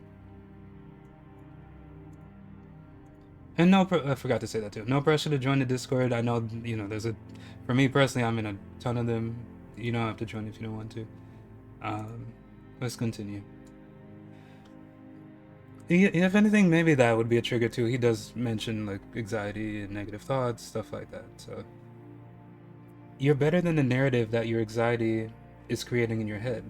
You're more powerful than your fear would lead you to believe. You're not defined by your lowest moments or the hurtful things that people say about you. You get to define yourself for yourself. Please try to celebrate yourself as often as you critique. I need to remind myself of this because I know most of us are. It's not an equal balance. We are worse self-critics, and we are more critical to ourselves than we are celebrating ourselves. Please try to celebrate yourself as often as you critique yourself. You don't need the tough love that the world forced on you.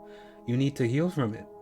You can choose soft love. You can choose gentle love. You can be kind to yourself while holding yourself accountable. Yep, I feel called out too. I'm sorry if anyone else was called out, but we needed to hear it. We needed to hear it. Let me see if I, okay, I got your message. Okay, thank you again for sharing that. Here's the Google Doc. Let me also send that to myself too. I'll post it in the Discord. Also, let me give you the role. 1 second.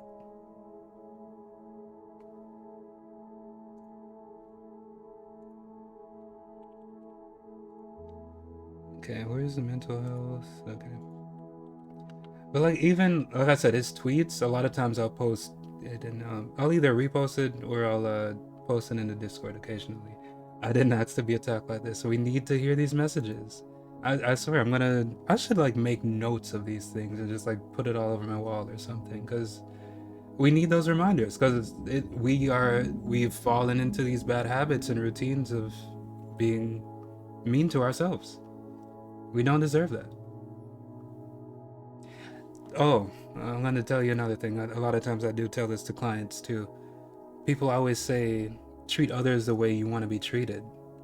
But because a lot of times we tend to be nicer to other people than we are to ourselves, I think we need to treat ourselves the way we are treating other people. Every time I feel like that's so profound too, because a lot of times it's like, it's hard to do that. It's hard to be mindful of that because we just easily fall into that habit. So whenever you find yourself like critiquing yourself, step out of it for a second and say, if I was talking to a friend who was going through this exact same situation, would I tell them that same thing that I just said to myself? Because most times you probably wouldn't. 𝗧𝗶𝘁𝗁𝗧 says, I'll go with the treat others how they want to be treated within reason, but I need to add that treat yourself like you treat others. Listen, if I ever write a book or something that was, I might put that in there, but like, I'm sharing that with you all because I thought that was powerful, and I resonate with that. And a lot of times I still struggle with that, and I do have to remind myself of that to be nicer to me. To I wouldn't say that to someone else, so why am I saying that to myself? Why am I internalizing that I'm deserving of this hate? I'm glad you found it powerful and that it resonated. Chris says, sometimes I want to be evil. You deserve to be kind to yourself. He's explaining a good social network. And even, a lot of times we don't even have like healthy social support systems. We don't have, let me not even say that, but we need to be that for ourselves too, in some ways. And that's one way we can work on that, is by our self-talk. If we make a mistake, we instantly say, oh, I'm so stupid, or why did I do that? Like, if someone else made a mistake, you wouldn't, you know what I mean? If your friend made a mistake, you would say, oh, it's okay. Like, people make mistakes. Why didn't you say that to yourself? So like, if we get into the habit of like checking ourselves once that happens, it will make it a little bit easier moving on. You said you're taking notes? I'm really glad you all are enjoying this. He's explaining a good social network, people who actually care about you. That is true. Not only self-talk, but giving to others. Exactly. All right, I'm gonna try to continue. Hold on, let me do this real quick. All right, we're good. Okay. Sometimes you need somebody to grab both of your hands, look you deeply in the eyes, and remind you that you're worth the investment, not because you're perfect or because you've fulfilled your potential, but because of who you are. You need somebody who will pull you close and wipe the tears off your cheeks. And sometimes that can be your own self. You can be that person for yourself.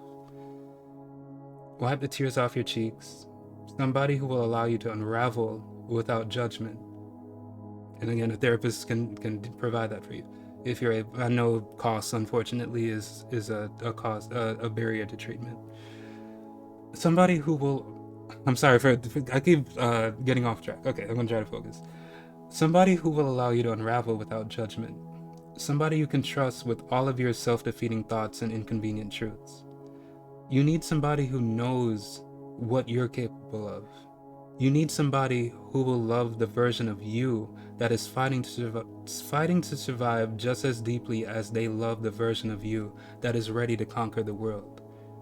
You need somebody to squeeze you tightly and remind you of how far you've already come. You need somebody who understands how hard you fought to get here. You need somebody to remind you that this isn't your first seemingly insurmountable obstacle, somebody to remind you that you've always found a way. You need somebody to remind you that self-belief is a choice and that you don't need anybody else's cosign to bet on yourself. You need somebody to remind you that you're more powerful than your fear would lead you to believe. And sometimes on those days when nobody's around to dry your tears or hug you tightly, that somebody has to be you.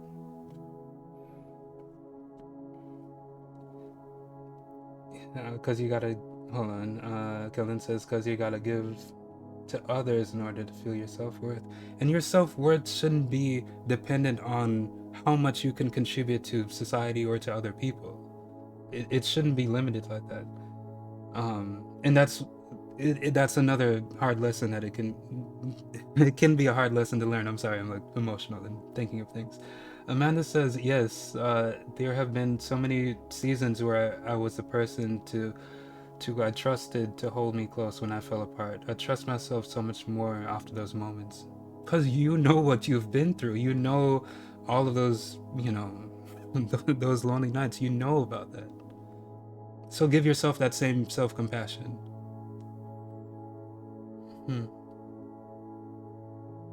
Sometimes that person has to be you. We need to remind ourselves of that.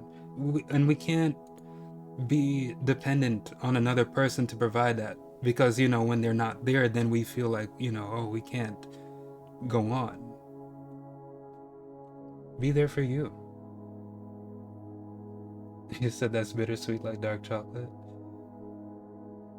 A lot of these lessons can be. Shout out to everybody who has decided that the trauma they inherited is not the trauma they will pass on. Some parents do not learn this lesson, and unfortunately, generational trauma can persist or continue. So shout out to the people who have made the conscious decision to make sure that that doesn't happen. This is powerful. I'm gonna drink some water.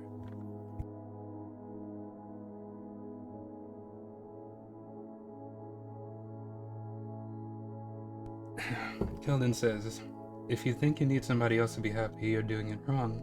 You have to be okay with yourself. That's very well said. Hold on, need another moment.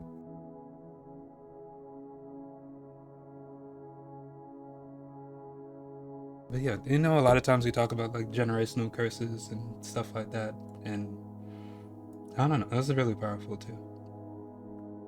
And sometimes I'm not like faulting the people who do that, because sometimes it does operate on an unconscious level that we're not aware of. But at the same time, that's no excuse at the end of the day too. 𝗬𝗏𝗧𝗏 says, shout out to working on that too. That doesn't mean not make. That's exactly, because you will slip up. That doesn't mean not making mistakes. Part of not passing on that trauma is owning up to the mistakes and doing better. Thank you so much for the follow, Clancy. Be the NPC. That's the thing too, and I'm even thinking about my own parents too.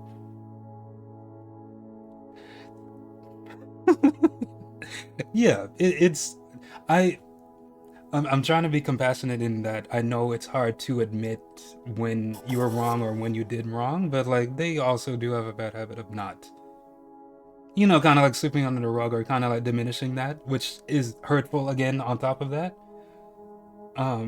But I understand how that could be hard to confront the fact that I messed up, or I wasn't as good as a parent as I should have been, or I should have been there for you. So maybe on that level it is hurtful. Also, welcome on in, NB Bub. Welcome. Thank you for the raid. I'm sorry, it's like in the middle of a rant. How was your stream? What were you playing? Also, Raiders, if you could refresh. My name... Oh, there's an ad going on. Why are these ads so poorly timed? Let me add you to the board. We are participating in a raid train. This is a lot more emotional than I thought it would be. Where was I? We are participating in a raid train. I know some of you cannot hear me right now, but yeah, definitely check out that link. Let me do the ads thing. I probably should have just turned them off before. Let me see if I missed anything else.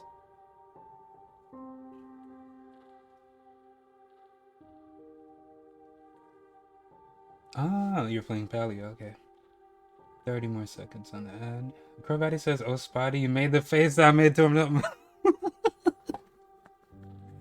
It's really unfortunate, but let me see, 25 more seconds. Let me do the thing too. This is very reflective. Just like I was saying, this book is a mirror. I'm thinking back to, you know, things I've been through and feelings I felt, things that I never vocalized or talked about. So I appreciate you all for allowing me to share those things a little bit. All right, the ad should be over. Welcome on in, NB Bub. How was your stream? I see you were playing Palia. Thank you so much for rating us. Kellen says, it could be your mom, your father, your girlfriend, your anything. The point is that what they think or say doesn't matter. People can crush you if you don't stand up for yourself. That is true. But yeah, for those that missed it, we are currently in a raid train.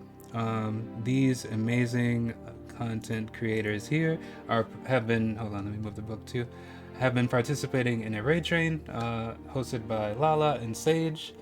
This is the last day of the raid train. In a little less than an hour, we will pass on the vibes and continue this raid train to Cosmic Love.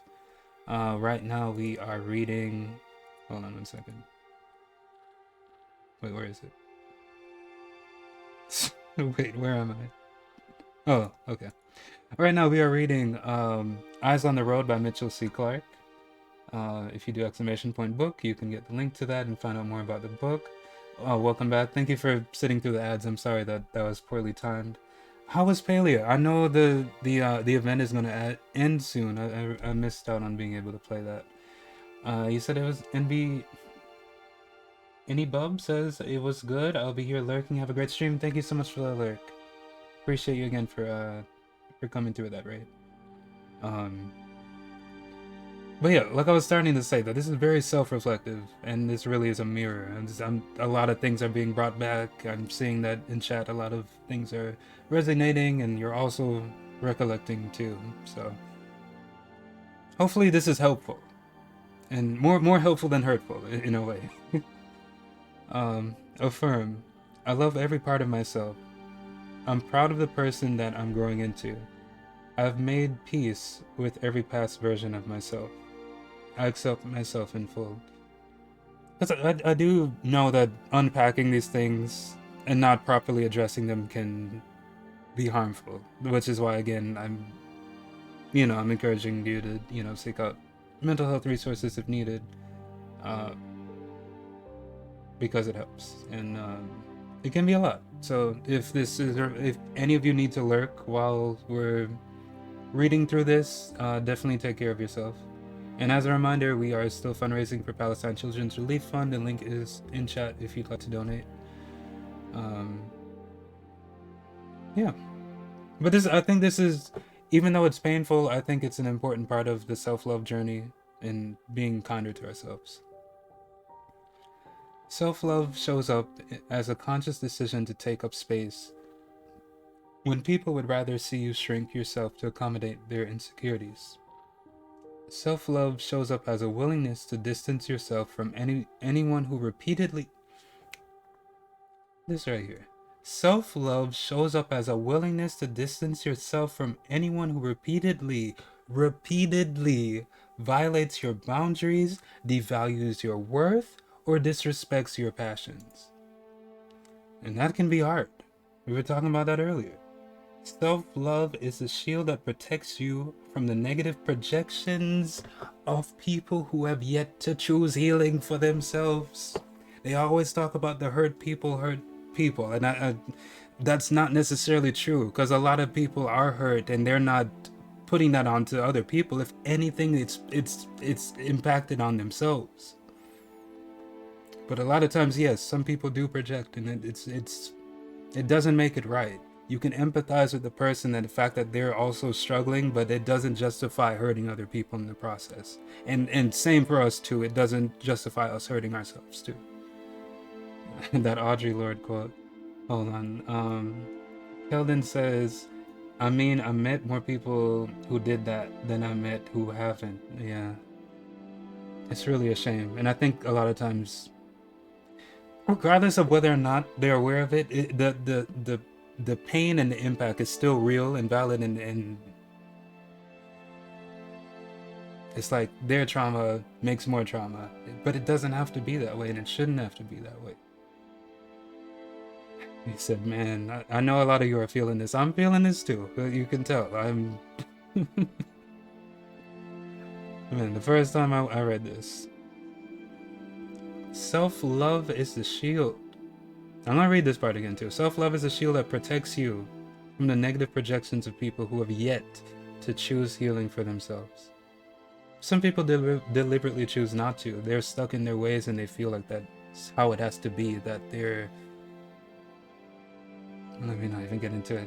This music is genuinely perfect. Okay, I'm glad you all liked it. It's powerful and stirring. It's very cinematic, you know. So I'm glad you all are enjoying it.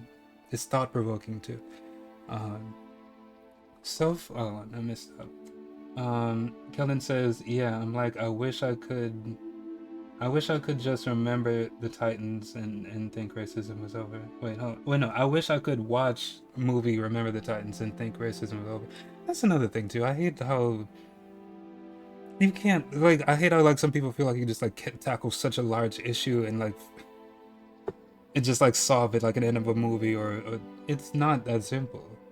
If anything, it invalidates the struggle in itself. But I love that in this book too, he opened with that. Like, he was saying he wishes that his life was like a sitcom, right? Where, you know, you have the conflict and then at the end of the episode, everything's resolved, right? And then they move on. But life isn't that simple.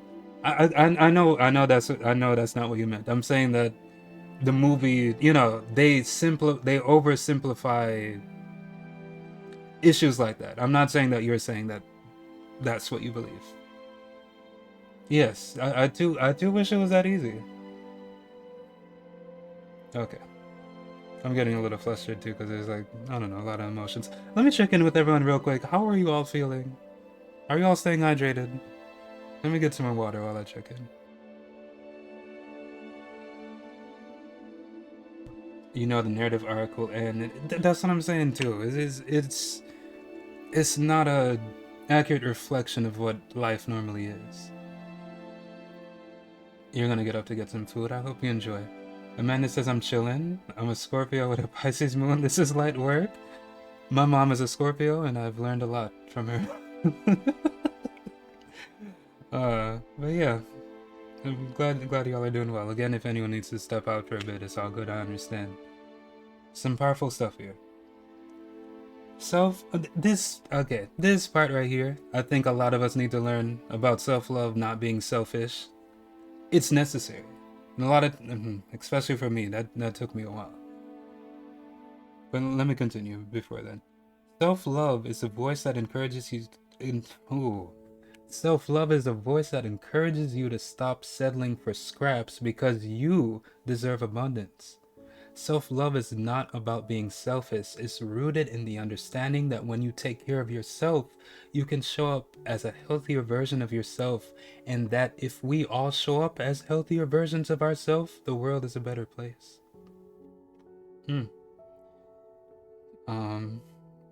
I'd even venture to say that exactly it is necessary. And a lot of times we feel that, like, we feel bad when we put ourselves first, but if anything, we have to.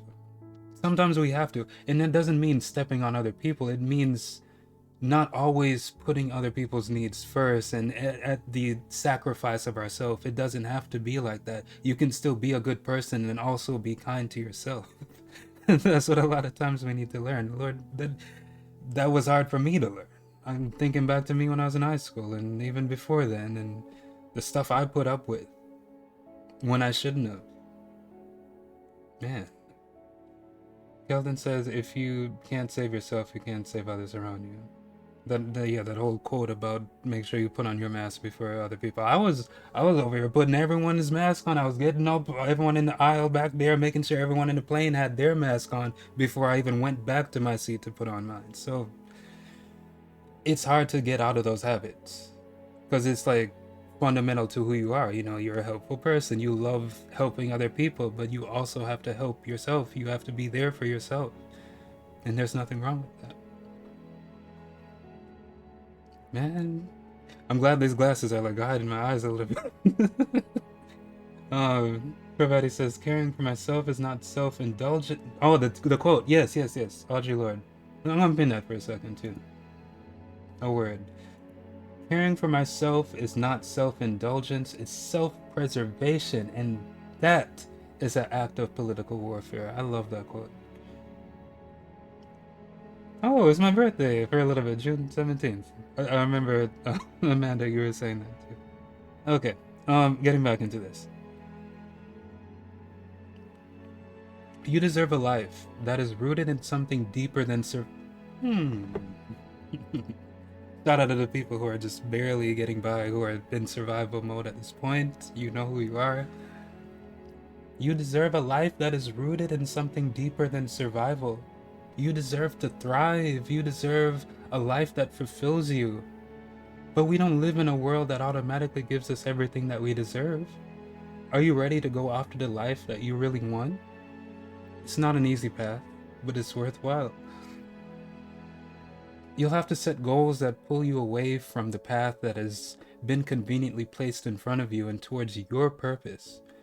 You'll have to separate yourself from opportunities that look good but don't feel good. For those who struggle to say no, you already know. You'll have to tune out the noise and cultivate a level of clarity that allows you to hear, acknowledge, and honor your heart's choices, desires. Well, that too. You'll have to bet on yourself again and again, even when the odds are against you. You'll need to dig deep into your subconscious and excavate a level of resolve that is more powerful than your fear of failure. Michell is preaching. Let me just say, especially through like college and like going through everything, I feel like my fear of failure has been like my motivation, and it was a maladaptive thing. You know, it served its purpose, but at the same time, it's like it was harmful, and I had to unlearn that. Like later on in grad school, it doesn't. Again, it's that whole line about deeper than survival. You need to be able to completely enjoy your life. You deserve that. Sometimes growth looks like letting go of your beliefs that have always felt comfortable but have never served you.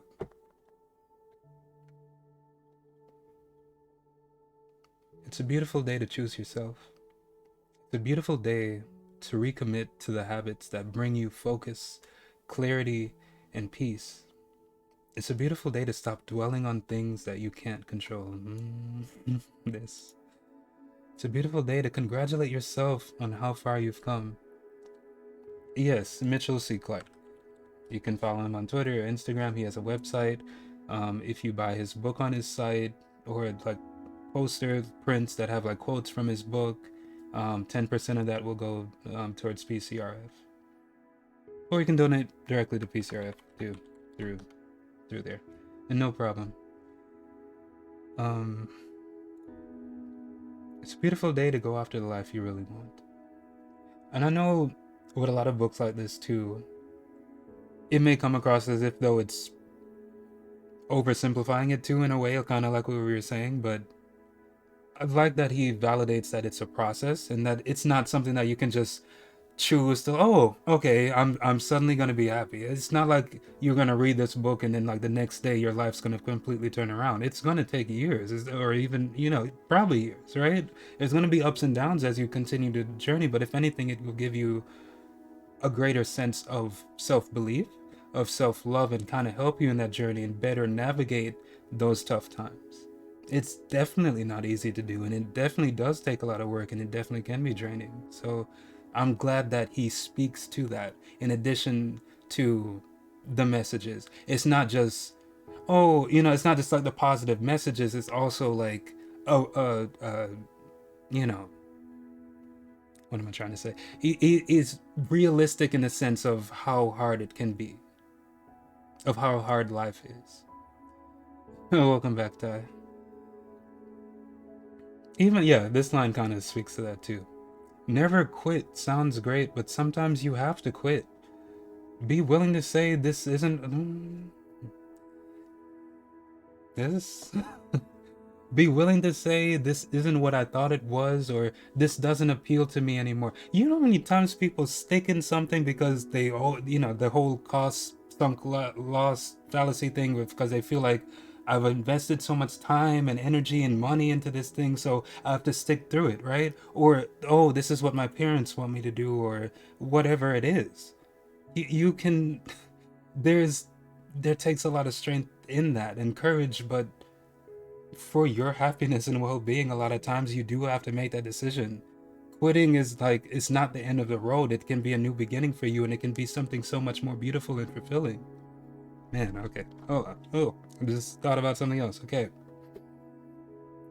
Be willing to say, this isn't what I thought it would. Whether this is relationships, whether it's jobs, majors in school, be willing to say, this isn't what I thought it was, or this doesn't appeal to me anymore. Remember that you can quit the thing without quitting on yourself. Remember that persistence and fluidity can coexist. Amanda says, yo, learning to quit has literally changed my life for the better. I love that for you. You love quitting now. And that's the thing too, because I feel like, especially for my parents too, both of them are foreigners and they were super hardworking, and like, that has been a huge motivator for me. But on some levels, like, my fear of disappointing them, even if it's like in my best interest, sometimes it can cause a conflict. And then some of the things I decide may, to them appear as quitting. And again, it's like generational differences and other aspects that play a part. Also, thank you so much for the follow, Kiana. I like your name, Kiana Yuana. But yeah, it can be hard. And I think this is another major tough lesson for a lot of people to learn. Okay, we have about 30 minutes left. I hope you're doing well. Sending love to everybody who is recovering from the sting of rejection. Sending love to everybody who is struggling to rediscover their confidence. Sending love to everybody who is trying to bounce back. Tiff says that part, feeling like I'm not allowed to quit, is still in learning that. Yes, yeah. Keldon says, hey, I got a job at a place where they had a horrible turnover rate for employees. I took 3 months to get the job, and after day 1, I said, F this, they don't treat their employees right. I'm glad you made that decision for yourself, and you didn't feel that, all of the time and investment you had into getting to the job means, I have to stick this out, or, maybe things will get better, right? You don't have to settle for less because you deserve more. I'm proud of you for making that decision. Affirm. I'm in the right place at the right time. This is where I'm supposed to be. I'm ready to receive all the blessings that are waiting for me. It's tempted to be, you already know I am. But it's another lesson too, is that like, those past versions of yourself built you up to where you are, all of those past lessons. So you may cringe thinking about your past mistakes, or, I shouldn't have said that, or, that was so awkward, but it's you. It's you, and it's got you to this point. Man, let me not talk about that. It's tempting to be ashamed of past versions of yourself, for the mistakes that you made and the things that you didn't know. If you wanted to, you could live in the past forever. That's the thing too, sometimes you can dwell in the past, and other times you can dwell in the future worrying about like what's going on, but like, there's skill in itself of being grounded in that present moment. It takes time, but that helps a lot. You're really affirming my decision. I'm wishing, if you're still in the process of looking for another job, and to anyone else as well, I know how difficult that can be. I wish you luck. I too, right now, I'm trying to look for another job, so I'm hoping you find one that helps you financially and also is supportive of you and values you as an employee and as a person. Because a lot of times that's not the case. And even if that isn't the case, I hope it still works out in a way that you can still prioritize your mental health and your well-being. And that you can put yourself first. you could walk yourself through all of the conversations in which you should have spoken up for yourself. You could play back the times when you should have gone after what you really wanted instead of playing it safe. You could think about what might have happened had you had not been so quick to quit on yourself. You could beat trust me, I do this a lot. You could beat yourself up over your past mistakes for the rest of your life. But when would you have time to live your life? What would you gain from choosing to be imprisoned by your past when you could be building a future that facilitates your healing? Segment says same on his own. Yes, definitely wishing you luck. It's hard, especially during these times. I feel like I'm not even gonna get into it. There's a lot of things I can say, but it's hard. It's just make sure you give yourself that self-compassion. A lot of times it can be very debilitating hearing no's, rejections, and even worse, not even hearing anything at all from the places that you applied to, knowing well that you're qualified for it, but that doesn't make you any less than. Remind yourself of that. Just because you didn't get the job doesn't mean you're not good enough. They missed out on not hiring you. That's their loss. Also, thank you for the compliment. Akiwi, I hope you're doing well. It is soul crushing. It is. To people applying to schools as well, that can be hard too. A lot of people are being rejected, and again, it's hard to continue to push when things feel hopeless. The silence, it's deafening. It's like, because it gives you like this sense of false hope that, oh, maybe I'll hear back, so you keep checking your email. I think that's worse. I'd rather them just tell me no. That way I can like kind of move on. But I keep thinking like, oh, this job pays well. Oh, they might call me back. Or it hurts. So I feel you. Sending love. And even there's a lot I can say too about like certain phrases and like the unfortunate racist history of them. But sending love to everyone who feels like the black sheep of their family. Sending love to everyone carrying the weight of trauma that existed before they were even born. Sending love to everyone who struggles to accept themselves because it never felt like anybody else ever did. That is powerful too. Akibi says it sucks, those people who do not know how hard school is. That's another thing too, because like I'm also a first generation student, and a lot of times going through college and grad school, and I don't know, opening up to my parents about like how stressful it is, they in a way they don't get it. They just keep saying, just keep working hard, but then like they don't know like how stressful it is. I'm sorry, let me continue reading. Akiva says those people do not know how hard school is and how hard you try to get into that one school or even get that dream job. Exactly. You have like your top choices, and then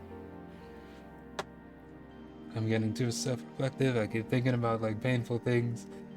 I'm gonna try to get through this book. We have about less than 30 minutes. I hope y'all are enjoying this. Again, let me pin the book too if anyone wants to buy Mitchell's book. This is really good. Definitely highly recommend it. Akivi says, right? Like, please, I'm trying. They're making us feel like I'm working a 24-hour. Exactly. It's exactly what it feels like. So shout out to the people who are pulling all-nighters, getting those papers in, struggling with procrastination, because that, that is a form of like stress relief in a way, and you got this. Even when it feels as if though you can't, you will be able to pull through. Affirm. I deserve all of the good things that are happening in my life.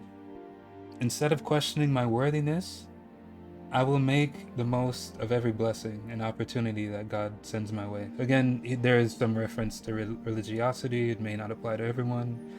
But that, yeah, you still are deserving. You've worked too hard to let a season of darkness convince you that there's no light at the end of the tunnel. So a lot of these, like I said, a lot of these phrases are on his website, like as prints. He was tweeting the other day too about like some of his quotes that were unfortunately stolen. So again, it's a way to support Mitchell, like support the author himself. Do you see yourself right now, at this very moment? Are you aware that you are a miracle? Can you count all the ways that your existence, not to mention your success, is worth celebrating? Yes, there's more to accomplish. Yes, there's room for improvement, and maybe you're not as far along as you want to be in life, but I hope you take time to give yourself credit for the fact that you're on your way. You're making it. You're figuring things out as you go, and you don't always find the perfect solution, but you do always find a way. You push through fear, anxiety, and discomfort. Yes, you make mistakes, but you learn from them. Life isn't always easy or fun or glamorous. When you're focused on specific outcomes, it doesn't always feel like things are lining up the way that they should. And then those coulda, woulda, shouldas, yeah. But when you zoom out and look at the big picture, gratitude is easier to find. Like some people were like taking quotes from him and like selling it on merchandise, pretty much like profiting off of his work without crediting or giving him any money, you know. So it's unfortunate thing that happens. I don't know if that was like part of the reason why he made this book too, but it's really messed up. Grifting, yeah. I can get a whole rant about that, and also AI art theft and all of those things. You already know how I feel about that. There's a lot of newer people here, but I'm gonna try to focus a little bit. Being told, oh, this is just what we were talking about too, with like rejections. Being told no isn't the end of the road. It's a choice point. Will you pivot or will you persist? There's another thing too. Sometimes you think that that dream job or dream relationship or dream school would have been perfect for you if you got accepted. But what if you did get accepted and you didn't like it there, or it wasn't as good as you know what I mean? A lot of times I think of life in some ways as like, you know, those choose your own adventure books where you like turn to the different page in your, you know, your decisions. I'd love those, but a lot of times I wish I could look at the other opportunities, the other paths. Like, what would happen if I went to that other school instead of this one? We don't know that. We don't have that luxury in life. But we can just do the best that we can and make the best out of it, even though it's difficult. But yeah, kind of like what hold on, what Keldon was saying earlier too. I do wish it was that easy, but then I also think of that too. If life was easy, wouldn't it be boring? I don't know. I feel like we're biased because we were used to how life is in this. I don't know. Let me not get into a whole deep philosophical thing. Let me get back into the book. I get easily distracted. Do you ever feel like you're the last item? Oh, Mitchell, you are speaking. You ever feel like you are the last item on your own to-do list? There's never enough time in the day. By the time we finish doing what we have to do, I was just thinking about this the other day too. Every time you have a day off, you have like a list of things you want to do. Like, oh, I'm gonna get all of this stuff done, and then like you ended up helping somebody else with this and doing this and that, and then you never even had time for yourself. You never got to enjoy that day off, and then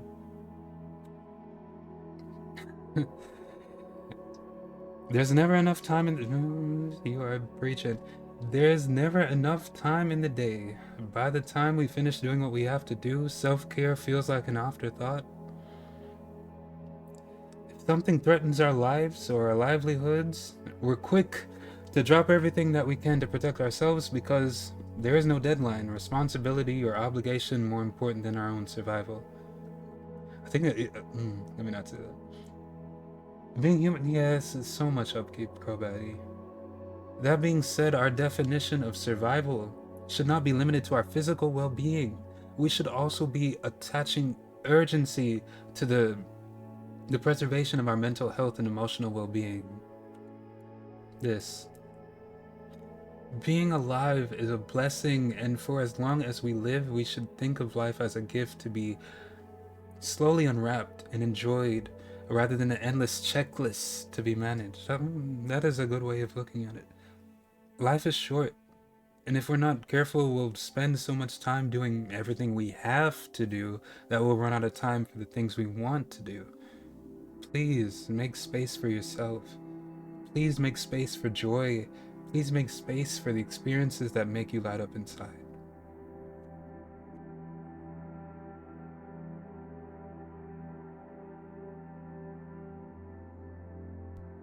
Make space to live your life, not just survive. It's never convenient, but it's always worth it. I'm sorry that there's that going on. Stop assuming that solitude has to be lonely and start looking at it as an opportunity to understand who you are when there's no one left to perform for this part. The fact when we are acting as if though everything is together, when someone asks you how you're doing, you're just like, oh, I'm good, everything's fine, even though it's not. I mean, I know there's like a meme with that too, like you say that you're fine, but you but it's true. There is truth to it. It's, you don't want to, you can't overshare. You don't want to burden other people with your problems, right? And then like that fear is what gets us to bottle that in. And it hurts us in the end. But it's that performative act of like, we shouldn't have to do that. I don't like that collectively as a society. A lot of us feel the need to kind of like invalidate our own feelings and struggles just to appear normal, right? Or to appear that everything is fine even when it's not. There should be more venues and avenue, and it should be more socially accepted for people to be able to say, I'm not doing okay right now. Like, you know what I mean? And there should be more people that are open, receptive to that, who are compassionate, who are able to empathize without judging, who are able to be there for you in a way without trying to fix things or trying to tell you what to do. Sometimes we are lucky to have that person in our life. Sometimes we have a therapist that we can have, talk to like that. But sometimes we have to be that person for ourselves, like Mitchell said. Because that performing can be draining. Very much so. If the breakthrough that you've been working towards fell in your lap, it wouldn't be this is what I was just saying, like if life was just easy, if everything was easy, right? It wouldn't be a breakthrough. It would just be another small step forward that you could take for granted today and forget about tomorrow. The breakthrough that you're working towards will be gratifying because of how hard you've had to fight for it. The breakthrough that you're working towards will be transformative because the ways it's pushing you to grow into the version of yourself that can create it. The breakthrough that you're working towards will be unforgettable because it will represent the moment in time when you proved to yourself that you could bring your thoughts to life. It really is empowering when you're able to do something you thought you couldn't, and even more so that other people thought you couldn't. I just thought of another streamer who was talking about that the other day. You work too hard to let fear of rejection be the reason you don't get what you want. That fear can be debilitating because you can count yourself out of opportunities that you may have been able to experience or get accepted into because you're like, oh, I'm not good enough, so I'm not going to even apply. Like, why bother? Why waste the energy? But it's always that you never know. You never know. Oh. Self-love isn't always this fluffy, soft, flowy way of living. Sometimes self-love is showing up as the voice in your head that says, nah, goddamn well.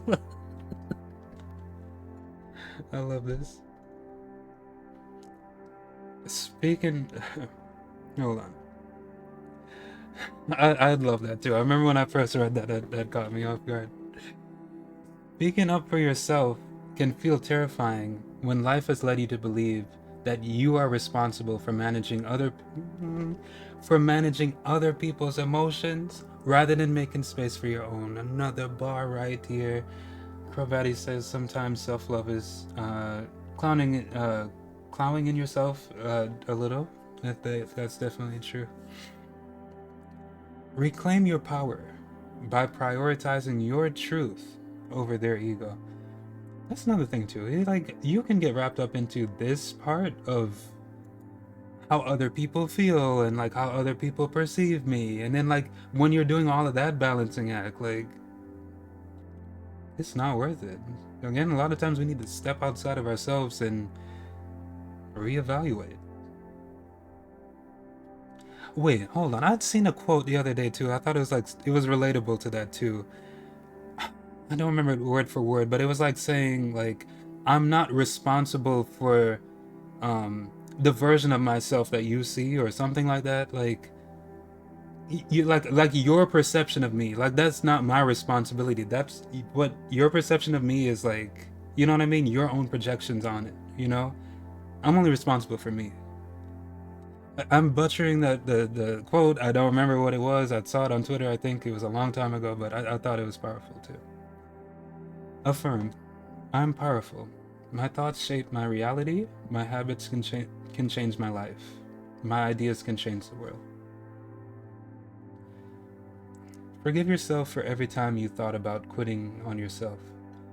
Forgive yourself for every time you led with fear instead of faith. Forgive yourself for every time when you let your anxiety win. Forgive yourself for every time when you lost control. That self-forgiveness can be hard. You're one well-executed great idea away from changing your life forever. Just one. And then like a lot of times our own self-doubt of like, oh, is it good enough? Or what will people think? Will limit ourselves from even being able to experience that. A gentle reminder. I know a lot of people quote this all the time too. You can't pour from an empty cup. This is a powerful lesson I had to learn too. Please don't let your empathy for others drain you to the point that you can no longer show up for yourself. Affirm. I am proud of the person I am becoming. I am excited about what the future holds. I see growth in every area of my life. Every step forward is significant. Every victory is worth celebrating. Sometimes it really is as simple as asking for what you want. There are people in your life who love you deeply and want to show up for you, and they're patiently waiting for you to tell them what that can look like. They care about you, but they're not mind readers. No matter how much they love you, they can't hear the things that you're not saying. They can't respond to your unspoken wants, needs, and desires. I hope that you understand that you're worth speaking up for, and there's nobody better positioned to do so than you. I wish the past version of myself heard these messages, because I needed them. A lot of times I think of if it would be possible, you know, like to like time travel and like talk to like a younger version of me and like give him advice or something like that. And okay, no, we are not. Okay, tears of crying. They're coming. Okay. All right, I don't feel. Let's just let it go. Let it go. I just want to give him a hug. He needs one. Because okay, I'm gonna stop talking. Keep reading. Say it with me. I want to make space for everything I deserve, so I'm letting go of everything that's in the way.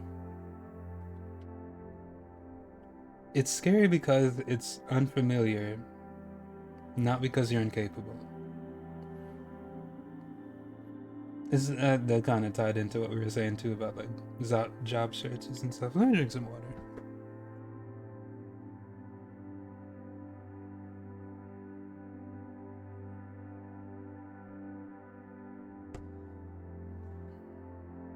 Consider this a gentle reminder that we are all beautifully flawed humans doing the best we can with what we have. Consider this a gentle reminder that the inevitable moments when we fall short do not define us.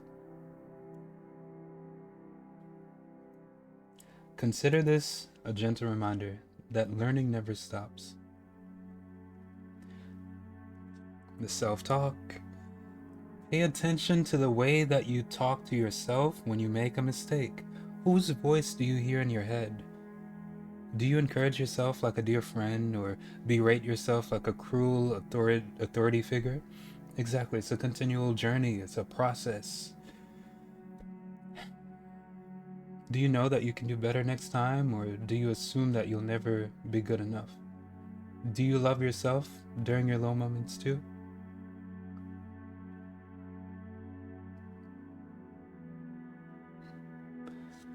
But yeah, this is kind of what I was just saying when I teared up again. Be kind to the childhood version of yourself that didn't know any better.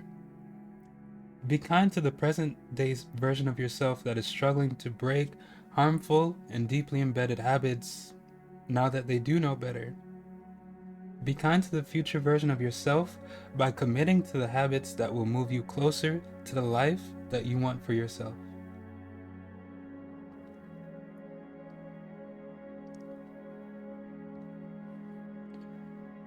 Affirm, I deserve a life rooted in love, peace, and fulfillment.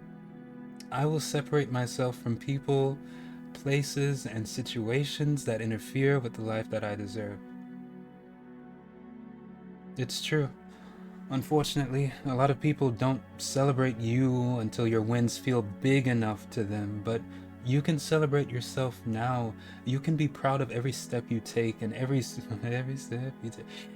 sacrifice you make, and you won't need other people's applause to be proud of how far you've come and how much you've grown. I'm sorry, the music just comes to my mind. Invest in relationships that don't require you to shrink yourself in order to feel accepted.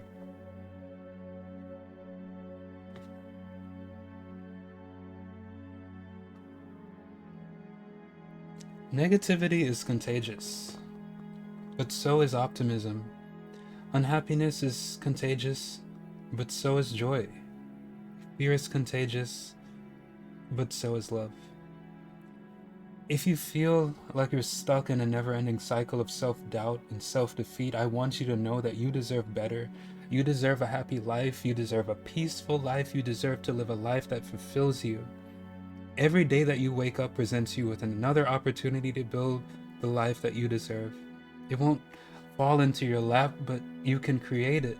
Once you understand that this process starts inside of you, you can start by understanding that while it's impossible to eliminate counterproductive thoughts, it is possible to be aware of them, to manage their impact, acknowledge and push back against negative thought patterns when you realize that they are re-emerging.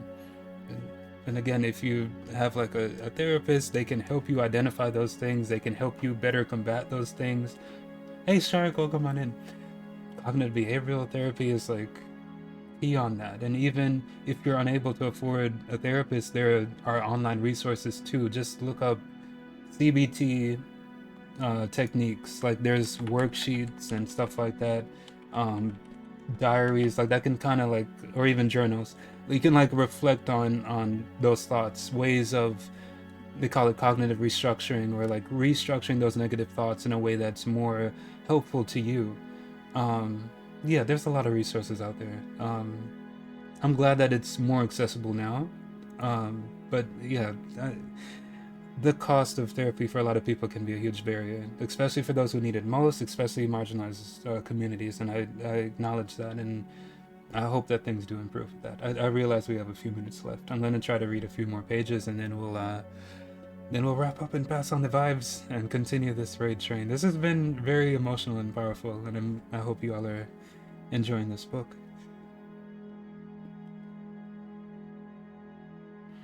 When your mind tells you that everything is going wrong and nothing matters, ask yourself if that's a thought rooted in truth or rooted in fear. When your mind tells you that nobody cares about you, remind yourself that losing touch with people doesn't mean that they stop loving you.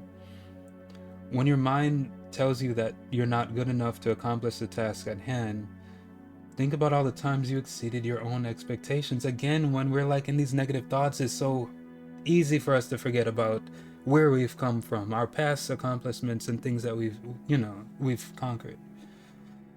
Take a break when you need to, instead of waiting until you think you deserve one. rest is not earned, it's required. I feel like especially students too can relate to this too.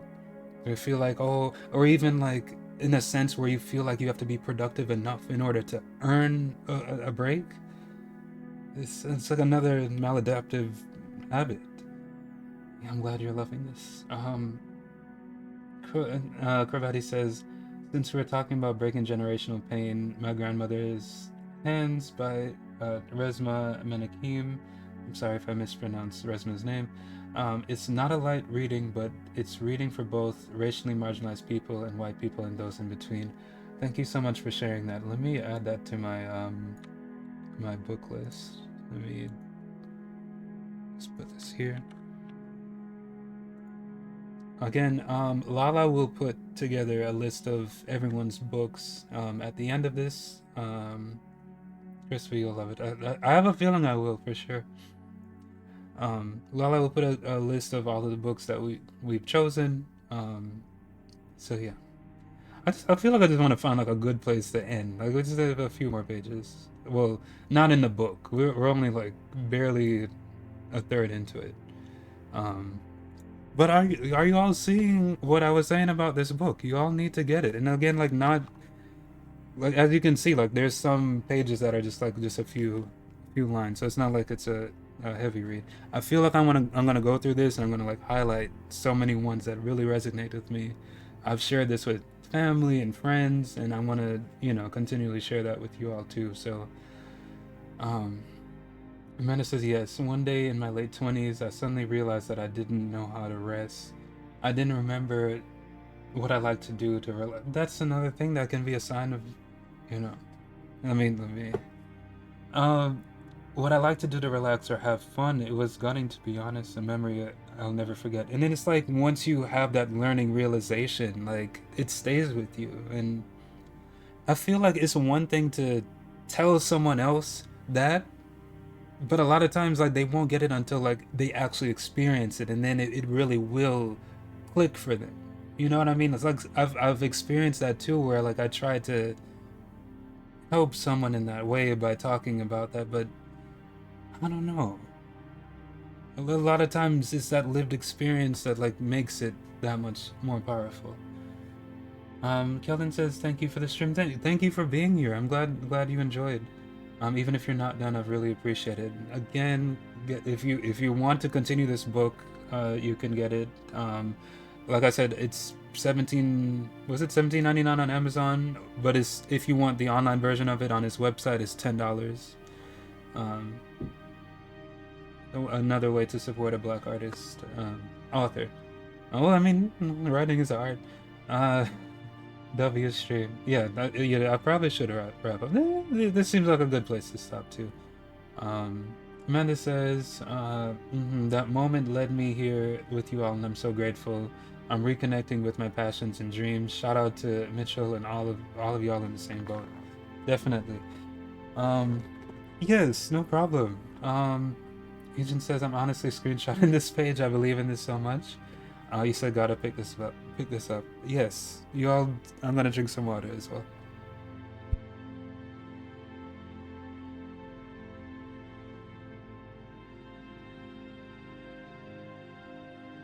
This is tough. This is emotional, getting through this. But I'm glad that you all enjoyed the book. So please support Mitchell if you can. Again, it's free to follow his tweets. Let me put his socials in the chat too. I really love his messages. Sometimes I share them in the Discord. Let me get through my thank yous. Thank you again for the raids. Lost in Side Quest, Cater Tot, Abid, and NB Bub, and of course Amanda Speaks. Oh, sorry for hitting the mic. And a huge shout out to Heejin for donating to the charity. Again, if you do buy his book through his website, 10% of it does go to PCRF. I'm so emotional. We will continue fundraising for PCRF indefinitely, since the need is very great. This was fantastic read stream. Thank you for sharing with us. I added this one to the list. Again, be sure to hold on. I'll do that in a second. if you want to find out more about PCRF, you can check out their website, and their Twitter too has like up-to-date videos of like the work that they're doing. Again, everyone, please check out everyone that's participating in this raid train. Let me put the link to the train there. There's 2 more stops on this train. Let me pull up this one, that way it's a little easier for you to see. What did I do with it? We'll pass on the vibes to Cosmic Love. Let me double check if they're ready. Sounds good, I'll let you know. I may just chill in everyone's streams. So Shay mode will be the Shy mode. I'm sorry, Shy mode will be the last stop on the train at 9 p.m. Eastern. And let me put the let me put the raid message too. That way y'all can get ready. You said this book is gonna break. That's what I'm saying. That's how powerful it is. It will break you down, but it will also build you up. So yeah, if y'all could copy that raid message there. I'm gonna double check if Lab is ready.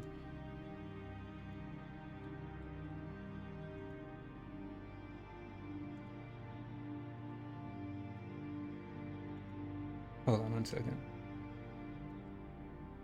Yep, Love is live. She uses she, her pronouns. Let me move this over here. Alright, remember you're loved, you're valued and appreciated. The world is a better place with you in it. Thank you for listening in. Again, I'll put the link one more time and then we'll head on over there.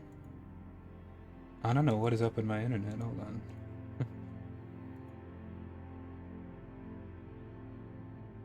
There we go. I wonder if I should give her some more time.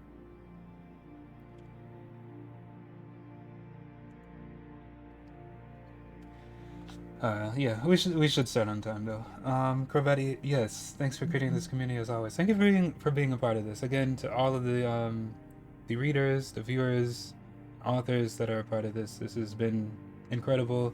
Again, shout out to Lala, the legendary Lala, and the ever so sweet Sage for organizing this. This has been incredible. It's been an honor to be a part of this. Follow them both. Follow everyone on the raid train too. All of their socials are linked there. Their Twitch names are on the picture there. Let's start up the raid.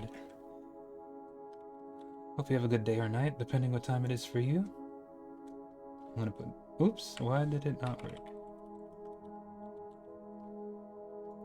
I normally wait, I should probably do the schedule thing. Not the shout out. Listen. Raid, hold on. I know how to do this. I've done this before. I might be back Thursday at my normal... Oh my god.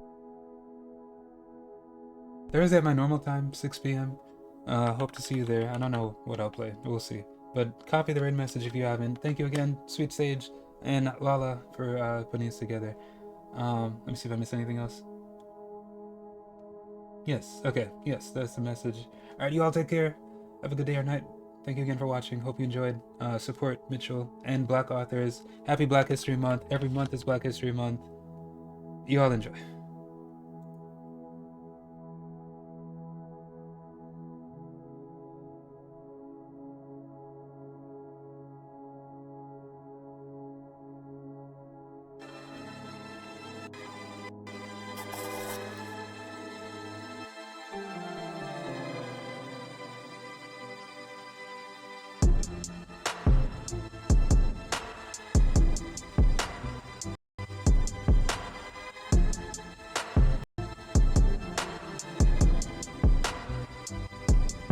Drop the roof and let the smoke clear.